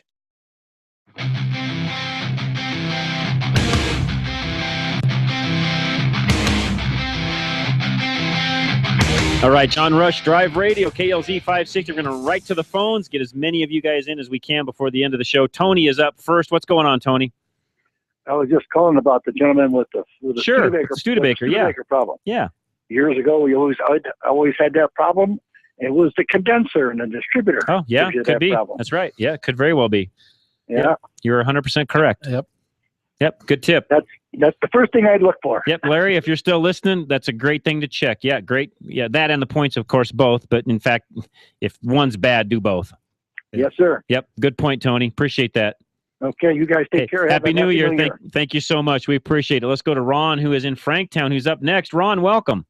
Thank you. Thank you. Yeah, I'm calling about my Dodge 2005 3500 diesel 4x4. And it's only got 35,000 miles on it. Wow. Yeah. And I took it in and they had tires put on it. And they said, oh, my gosh, you need ball joints. Okay. Is that typical at 35,000 miles? It's not typical at 35, but I won't say that it's not possible because it is. Those are hard-on ball joints. In fact, there's a company out there that makes a extra heavy-duty ball joint for that truck because even the Napa heavy-duty joints, which being a good joint, still will not last as long as you would think. So there is actually a company out there that makes an extra heavy-duty ball joint for those trucks. That's why I called you. Yep. What company is that? You know what? I'm sorry I'm running out of time on the show today, or I would delay it and I would just keep looking. But I tell you what, send me an email. Okay. And I will look it up and get it to you, and I'll tell you exactly which ones we've used in the past. Just send an email, John, John, at drive-radio.com. I'll do it. And I'll look them up, Ron, and let you know what to buy. Thank you. You're very welcome. Appreciate the phone call. All right, Jerry's got a comment also on the Studebaker is becoming a popular topic. What's going on, Jerry? Well, I had a motor vehicle at one time that, I tried everything on. New carburetor, just like he had done, all the good stuff. What happened was my muffler had collapsed on it. Okay. Muffler, and just trying to go through everything, the muffler finally fell off by itself, and boom, I just had all kinds of power. And all of a sudden it started running. Yeah. Wow. So you might want to just disconnect the muffler to see if the muffler is plugged. Yeah, good point. Yeah, a plugged exhaust can definitely give those same symptoms. You're exactly right. Exactly. Yeah. So just thought I'd call in with that. Yeah, Thanks, appreciate guys. it. Appreciate it. Thanks a lot. Going up in Greeley yet, by the way? It is. It's coming down pretty good right now. All right. Well, that's you're going to get, I think, the brunt of it. So stay warm and stay safe. Thanks. All right. Okay. Thanks a lot, Jerry. Appreciate it very much. All right. We've got a question, but before we hit that, Scott Lee just walked in. Sportsman of Colorado's coming up next, and he just gave us a really great tip. Tell us, Scott, or tell our listeners what you just told us. For goose hunting? Yes. All right. We're going to have Jim Arnold, Wallhaven Outfitters. And listen to this, guys and ladies, if you're into waterfowl, we get to go up to around Hayes, Kansas. It's $175 a gun. For snow goose hunting, you take the plug out of the shotgun. Now in Texas, we'd say there's a plug in a shotgun. What is that? Yeah. But we take the plug out of the shotgun, shoot all the snow geese you can shoot. So we're going to be looking forward to that. And he's going to offer some different packages for us. So awesome. And that starts February 15th. Awesome. And then you've also got the International Sportsman's Expo coming up here in January, actually a little bit later this month. January 15th through the 18th. And then we are also going to have on Austin Parr from Discount Fishing Tackle. And they're located over off Santa Fe, 2645 South Santa Fe. And they're going to be doing some free ice fishing classes. I was over there this morning talking with him. I said, so how do you know when the ice is thick enough. That's my question always. With red, because I always just send red out and go, hey, dude, walk out there a little bit. He's a big guy. We flip coins. If he passes the test, we're good. Exactly. And so anyway, we're going to be talking about that. And then they're going to be doing some other free classes for walleye fishing. And it's a great store. If you've never been there, and I told them this, so I'm not being unkind to them. From the store front, doesn't look like much of a store. You get behind the walls, I'm telling you. Wow. First class store. They got everything you can ever think of for fishing. So, that's awesome. Great. I've never been a big ice fisher. I'll just be first to tell everybody that. The reason being is I hate being cold. Yeah. But I love fishing. And, if you had the right setup, and I'm sure that's part of what they can talk about. You get the right tools, which we know about on this show. The right tools sure help, don't they? Absolutely. Yeah. And it is. You get out there, your feet get cold. Yeah. I mean, you're ruined. Well, and again, listen to Scott right after our show. And those of you that are into, the outdoors and this does not just have to be hunting, fishing, and all that stuff. Scott and his guys cover all sorts of different topics. If you love the outdoors, Sportsman of Colorado is really a great show. You need to listen in, and he's always got great guests. I take my hour back up, my drive back up to Boulder, and I listen to Scott on my way, and it's an enjoyable trip, and I really do enjoy it. All right, one more question before we go off air, guys. Caller emailed in, so I hope you're still listening. Didn't leave a name. Actually, Jimmy, if you're still listening, Jimmy, he's got a Ford 500 with a CVT all-wheel drive, 80,000 miles. Fluid's been changed at 60K. Should he expect any problems, Jeff, with that particular transmission in that car? I wouldn't think so. Think he's safe? I think, to be quite honest with you, I have never heard of any issues with the Ford 500s. Okay. The Ford has not had any CVT issues that I know of. Probably their Freestar was the worst one they had, and I think they got over a lot of those. So, but the technology has just it's just full night circle and day from what it was. It has, yeah. And guys, I'm going to close out with that. Jeff, we talked earlier about CVTs. Jeff and Steve both, we talked about CVTs, and early on they had a bad rap. In fact, even on our show here, we hit them pretty hard when they first came out because they had a lot of problems. They weren't super reliable. Nissan had lots of failures. They were expensive to fix. My own kids had one car that, Nissan had to warranty the transmission. They had a little Sentra with a CVT. That transmission went bad. So, we all know the stories. We know they're out there. But, it's sort of like the old diesels that GM had back in the 70s and 80s, the old converted, 350 gas engines that were a converted gas engine into a diesel. Everybody still, I shouldn't say everybody, a lot of people today still remember those diesels. Well, guess what? Diesels today are not at all like what they used to be. In fact, you can buy any diesel today and have a very, very good longevity car that will last hundreds of thousands of miles. And I am not exaggerating in that in the least. From the Volkswagens to the Chevy Cruze to the Audis to the Mercedes to the BMWs, you name it. If it's got a diesel engine in it, they're built very solidly. So same story on the CVTs. Just kind of get out of your mind all of the bad stories of the CVTs back in the day. We're past that. The new modern CVTs have come so far, and technology is just going to continue to take us further and further down the road. So we are not done with what we're seeing in the technological end of things. So guys, got about a minute left. I do want to say thanks. You want to add anything else? Did we miss anything today? No, we just want to thank everybody that's out there listening. Yep. Thank you. We appreciate you very much. Go ahead. John, here's what we'll do. I heard you mentioning some things people should carry in their car today. Yes. If you'll call after 1 o'clock to Sportsman of Colorado, and if you'll give me one of the items that John and his guys mentioned here, we'll get you a pair of tickets to the International Sportsman's Expo. Awesome. But you got to mention one of the items. Now I was listening, so I'll know if you're making up something. In fact, to make sure that we're all fair, I'm going to take this list right now, and I'm going to text that to Scott, so he will have our full list. So you have had to have had the list or listened in to know what the list was, and that's awesome. Yeah, the Sportsman's Expo is fantastic. I'm telling you, it's a great family event. It is, and really good. And a side note, I'll advertise that here for just a moment. They've got everything from off-road vehicles, side-by-sides, motorcycle, four-wheel drive, campers, RVs. You name it. It fits perfectly with Drive Radio because they have so many things going on there that are automotively driven that it's a fun event to go to. Even if you're not a hunter, fisher type guy or gal, if you just love the outdoors, it's a great place to go and visit. Did I say that correctly, Scott? Absolutely. So those free tickets will be awesome. Yep, be the first caller and give us one. I appreciate Scott doing that so much. And again, I do want to say a special thanks. Steve from Geno's, which I want to highlight him. I wanted to save a couple of minutes here at the end. Steve's got not a new facility, but it'll look brand new when you're done is what I should say. You're going through a big expansion. Give our folks an update of where Geno's is at right now. Oh, I don't know where we're at anymore. Every day goes. No, we're adding on another 1,000 square feet, and we're just starting. You just got a new digital sign that went up this last couple of weeks, and we're just starting to work in the building, starting to get electricity and powered up and stuff. So we're getting there. So it's been a process. I've watched it. We've put some of those pictures on Facebook. I've enjoyed seeing it, and hopefully by springtime, Steve will have everything dialed in. But my biggest reason for saying that is Geno's is still open for business. Oh, yeah.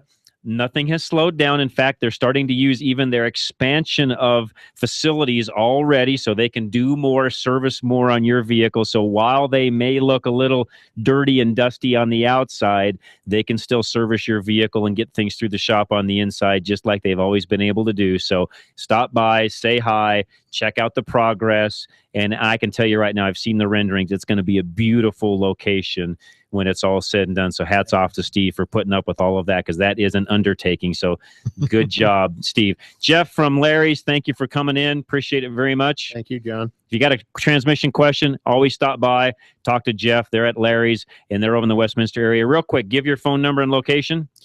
Phone number is 303-427-2108. Location is 7231 Bradburn Boulevard.